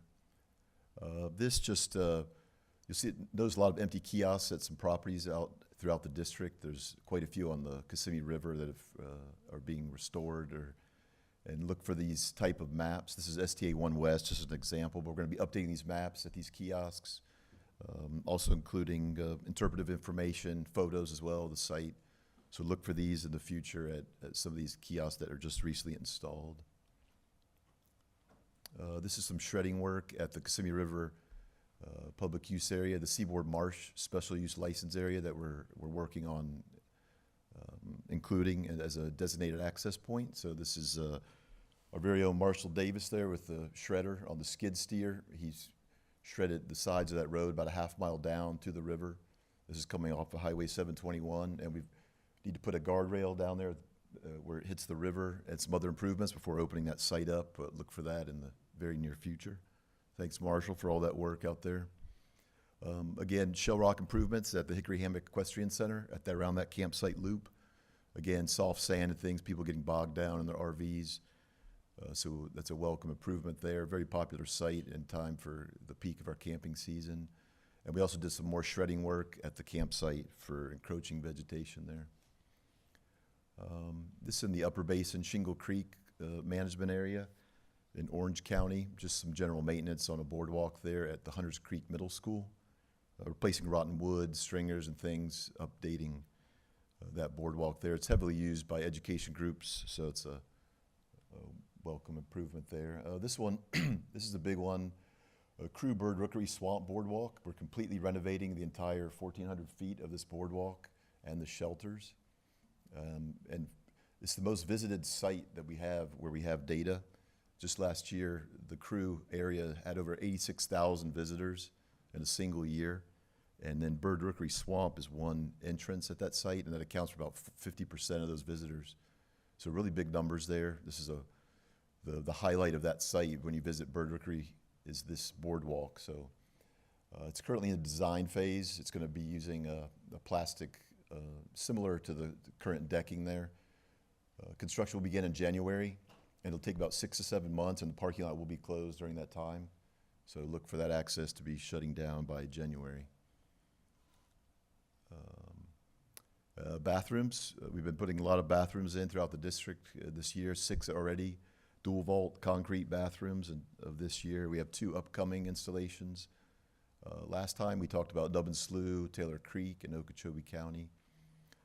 In Martin County, we just put in one at the Dupuy Family Camp, C44 Reservoir, and STA, that's this picture here. This is the vault bathroom going in a couple weeks ago at the reservoir parking lot area. And the STA access point also has a dual vault bathroom just recently installed. In Miami-Dade County, the Biscayne Bay Coastal Wetlands Cutler Flowway received a dual vault bathroom. That site is potentially open by January of next year. Nicole could correct me if I'm wrong on that. In Palm Beach County, we're replacing the STA1 East bathroom in the next month or two. In Collier County, again at the Crew Bird Rookery access point, there'll be a dual vault bathroom in the next month or two before that boardwalk construction begins. This is a closure of the Florida Natural Scenic Trail up on the Kissimmee River. The S65 A-Lot crossover is currently closed until October 24th, when the project is expected to be completed. They're putting in some riprap downstream of the S65A structure where there's some massive erosion. Again, not a big time of year for hiking on the National Scenic Trail, but this should be opened back up by time more and more hikers are out there. This is another closure at our Locks River Cypress Creek site on the Martin County, Palm Beach County border. This has been an ongoing restoration project in the works for many years, and so it's finally coming to fruition. They're going to be degrading this farm area, the RNA farms, the furrows and levees where they had vegetables growing. So the multi-use trail should remain open between these two red blobs. Essentially, these red blobs are where public access is prohibited, probably through the end of this year. Access off of Indiantown Road here, Jessup Trail coming up from the south, and the green arrows, that should remain open. With the exception of about a week when they're going to put culverts underneath that road. But essentially, that's restoring the hydrology of this property. They're going to regrade the landscape to what it looked like historically, so it'll be improved water quality and timing and distribution into the Loxahatchee River. This just a notice, the Kissimmee River, these campsites are closed due to high water currently. The Kissimmee River's floodplain's way up, it's inundated out into the Oak Hammock currently. So Chandler Slough West is closed. That's the picture there on the left. That's what the parking lot looks like there. So Miko Landing is also shut down, and Crew, Cypress Dome and Marsh Trails campsites has been shut down since July again due to high water. Crew Bird Rookery Trail tram loop was closed on July 17th for replacement of two culverts under the trail, like you see in this picture. They've been installed, these culverts, so the trail is now reopened. So there's a window of time to use that trail before closed again in January. This is just an update of the Kissimmee Chain of Lakes WMA brochure map. We kind of cleaned up some of the campsites out there in terms of where they're located and consolidating some. So on the left there, you can see what I'm calling three new campsites on the Kissimmee Chain of Lakes. They're day use areas, but they're now designated overnight camping. Cowboy Camp, Rough Island South, Dead River. This is kind of in the northern section here, this red spot. And then Miles Point down on Lake Kissimmee, this red circle here. There's a pavilion there. That's now an overnight camping site. We relocated the Catfish Creek South Ridge, where the Toby Pope Pavilion. We moved that site there, more logical location. Two campsites were combined there, Johnson Island Oak Hammock and Johnson Island Ridges, just to consolidate those. And we did remove one campsite, Catfish Creek North on Lake Hatchenhall, up by the boat ramp and neighborhood there. It just wasn't being used. Not a practical spot for people to camp out. This, as Brian alluded to, this is a great news item here. C44 Reservoir and small game hunting area is now open. I believe the early teal wood ducks day was yesterday, so a few people would have been out there. Haven't heard any reports, but we're only doing 10 quotas just due to the habitat out there. And this is Sundays only due to the recreation feature construction. So the next opening is a scouting date for November 16th, 11 to 3. This is a Sunday when the contractors are not working on those rec features. And as Brian mentioned just in that previous presentation, the Audubon of Martin County is scheduling these wildlife tours. So if anyone wants to get out there on these events and get a look at the STA, you can sign up through Audubon of Martin County. They'll be scheduling visits throughout the winter. And the construction of these rec features is coming on nicely. It's on track for completion by early of next year. So that includes information kiosk, parking area at the STA here, the lower left, a parking area at the reservoir. There'll be shelters in the far northeast corner, and then the southwest corner of this cell here, these yellow dots. So anyone hunting or anything out there, we're avoiding these areas until the beginning of next year. Another good news item, an expansion of Rocky Glades Public Small Game Hunting Area. We almost doubled the acreage down there that is huntable, adding 4,700 acres. Now we're almost to 11,000 acres here. This is Miami-Dade County, Everglades National Park there on the west side. And something of interest here is the hunting of invasive non-native reptiles is allowed out there on the levees. It's only hiking, biking, and equestrian access, but this might be something of interest to folks in this room.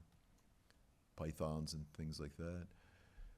This is pointing out two new ADA accessible access points. The one on the left is STA 1 West. It was put in near an improved airboat ramp, and then next to open water, good waterfowl habitat, just easier access for ADA accessibility. And STA 2 on the right, we relocated a location to a new airboat launch that was created to improve access there as well. And this photo just shows, this is a continuation of what we started last year at a request by the hunters and the STA managers to kind of discourage illegal access to some prime waterfowl habitat. So in the background of these photos where the arrows are pointing, there's open water with submerged aquatic vegetation, as determined by some overflights in helicopter, FWC, and district biologists, finding what looks like suitable habitat. And we went out there with a Marsh Master track vehicle and laid down some of this dense vegetation to put cross current or perpendicular access points so as not to affect the flow of the STAs. Because as we know, the primary goal of these is phosphorus reduction, so we don't want to impact that by creating short circuits and water flowing or trails that move with the flow. So these are hopefully discouraging illegal access to these higher quality habitat areas.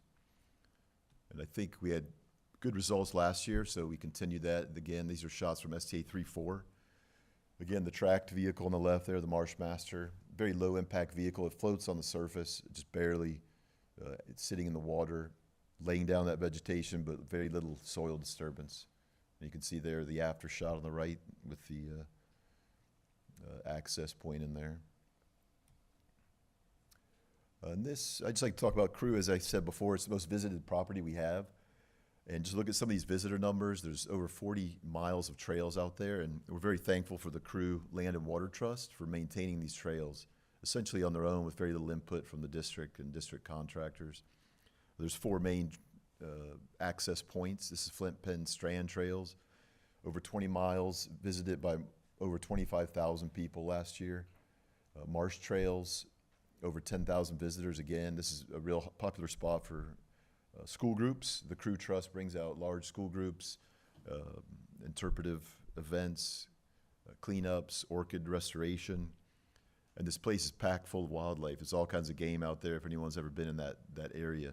Crew's loaded with wild turkey, deer, black bear, panthers regularly seen right by the office there.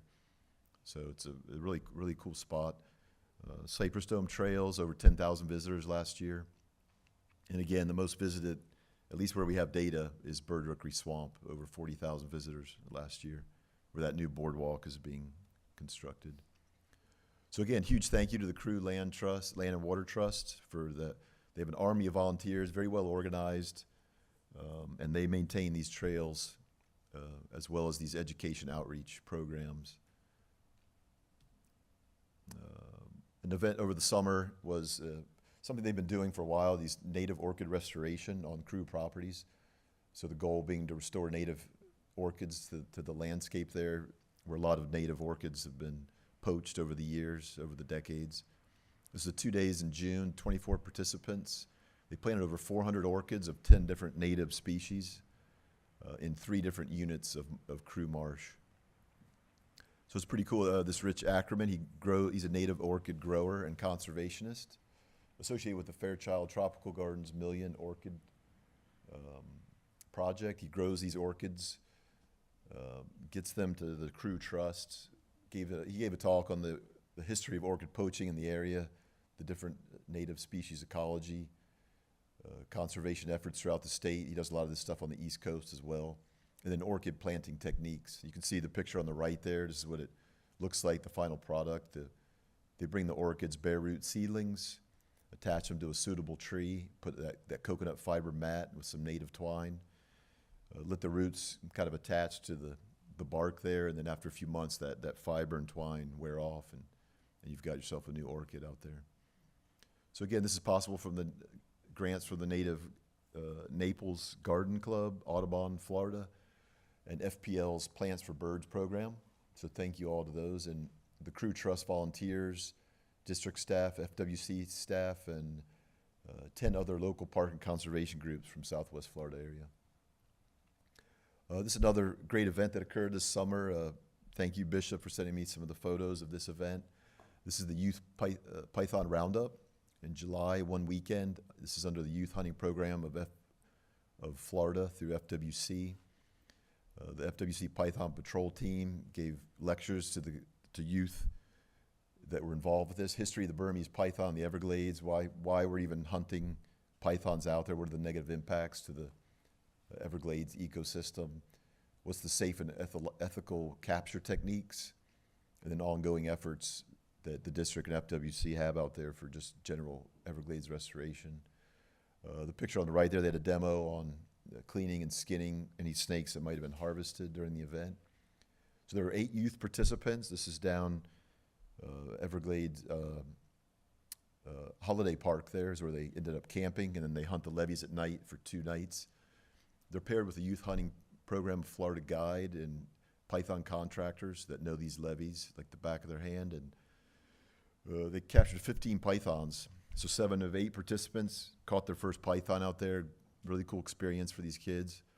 One of them measuring almost 10 feet, some small, young of year, about 18 inches.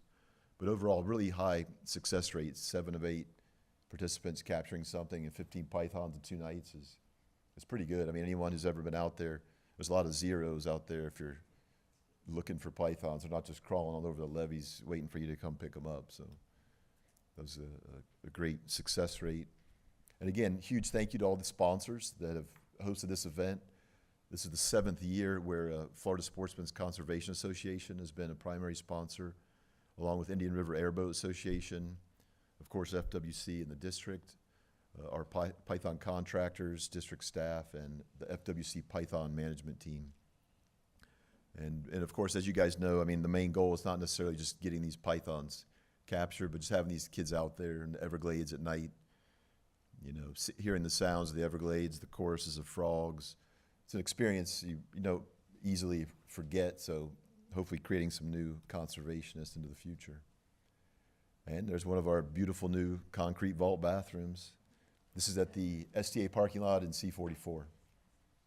And that's all I've got, if anyone has any questions about any of that stuff. All right, thank you, Mike. Just want to make a point in this presentation, and this represents what the district does in terms of recreation. We started at Shingle Creek. We went all the way down the Kissimmee chain to Biscayne Bay, and then over to Crew. And all that is available to the public from the district.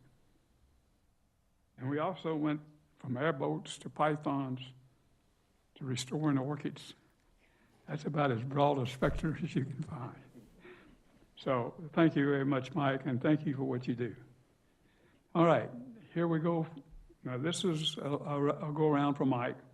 When we finish that, then we will do the last go around for any comments or topics that you might have. So this is on the subjects that Mike had, okay? Anybody wants to speak? Okay, Bishop. I just wanted to thank staff for all the youth hunting opportunity. Y'all work diligent with us and everything. And all the SLUs and everything that happens to it. And I just want to, there's a lot more that goes into just the hunt in itself. In the last few weekends, we've been out there mowing the camps and setting up tree stands and, trimming lanes and everything you would normally do, all the scouting and all the preparation it takes to make these successful hunts. And there's a lot of volunteers working behind the scenes and doing a lot of great things to make sure the next generation gets to appreciate these properties and all the, all the assets you give us to make this happen. And so I just want to make sure all y'all know that we really do appreciate you letting us in there ahead of time and letting us make this hunt the most successful that it can be. And we really do appreciate all that. Yeah, thank you. All right, continuing around. Matt Nelson, FSCA. Mike, I just wanted to thank you for that presentation and also something you touched on. Very noticeable difference since Marshall has taken on working there with you guys and Andrew up there on the river. Just a lot of small things that would go unnoticed. We're not going to bother you guys, with a vine or bushes growing in front of a sign or something, but I spent a lot of time on the Kissimmee River, and it's very noticeable. So thank you for the job well done, and pass that along. Thank you. Okay, thanks, Pat. Around. Next.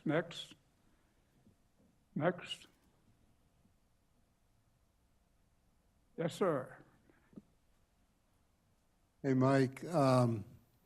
We use Gulfstream Citrus Road and then to access the Shingle Creek Bridge where our trail goes, over Shingle Creek.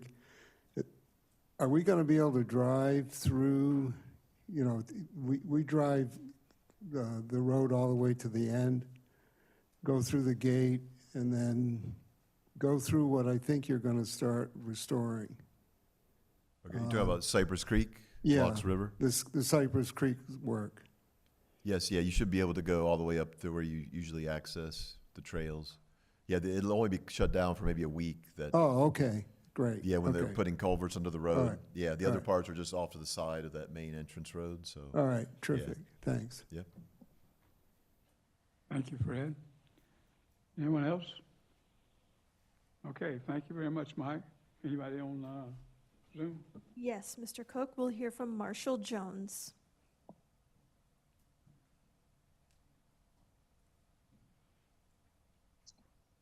Good afternoon again, everybody. And, once again, thank you for all these incredible opportunities.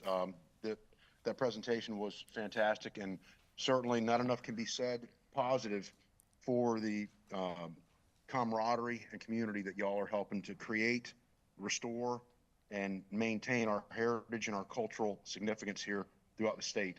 I'd like to really personally thank the district for all of these incredible opportunities that you're moving forward where the next generations now have more and more opportunity, more and more access. And all of you individuals from the different clubs, FSCA, and the like, thank you all so very much for everything that you're doing to keep these communities strong and these family gatherings together. And God bless y'all for everything you're doing. I look forward to Bishop, hopefully y'all coming back to Max Fish Camp, with the youth python hunt like we did the first 3 years. And that's really about all I got to say. But again, God bless y'all. Thank you, Mr. Jones. That's all, Mr. Cook. All right, thank you. Well, we have plenty of time, but obviously everybody likes to get out here early when we can. I think I'll do the go-around before I make a couple of comments. So what we're going to do now is to go to public comment from participants. And what we're looking for is just any issue that you have or any suggestion for a topic for the next meeting. And there's no rush on time here, but as I said, obviously we all like to go to dinner or something. Okay, starting to the left. Any additional comments? Yes, sir. Matt Nelson, FSCA. I mentioned to Mike Cheek earlier this evening, but I would like to get back on the record talking about another airboat ramp on 98 where the signage construction project was held, their headquarters right there. I know there's some questions with DOT and whatnot, but definitely 4Es, especially when the water's up right now like it is, gets very full very fast. So if we could put that on the agenda for something to further look into. Thank you. Yes. Yeah, thank you. Sorry about that. I did want to mention, I want to thank Leroy Crosby and the aquatics team with Water Management District. We were alerted to what was it, the 135? Do you remember the? Yeah, yes, 135 was kind of socked in, and our team didn't have the equipment to get up in there, and they got right on it. I asked the Corps for help, but they were unable to assist because it's not a federal project, but maybe next time. But no, they jumped right on it, and we got that clear. It's a small community that uses that, and they have to go 10 miles either way if they don't have that lock open. So thank you very much to the district for jumping on that. Thank you, Tom. Okay, moving around. Anyone else? Yes, sir. Tom Schmidt, Florida Airboat Association. Been several meetings ago, there was some discussion about potential new airboat ramp in Area 2B, bombing range down in Broward County. I don't know if that's on any of your guys' agendas or thoughts about trying to get a new airboat ramp for access in there. Or maybe put it on as agenda item for another future rec meeting. The pins are moving and it will come up. All right, keep moving around. Anybody else? Anybody on Zoom? Do we have anybody on Zoom, Molly? We do. We have John Monty.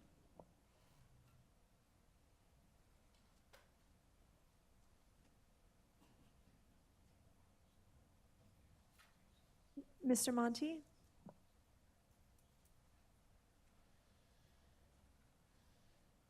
Can't hear you, Mr. Monty.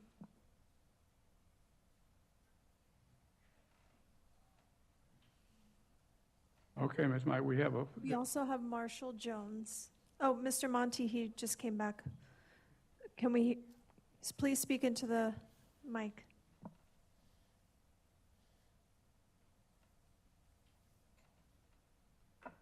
We'll move on to Marshall Jones.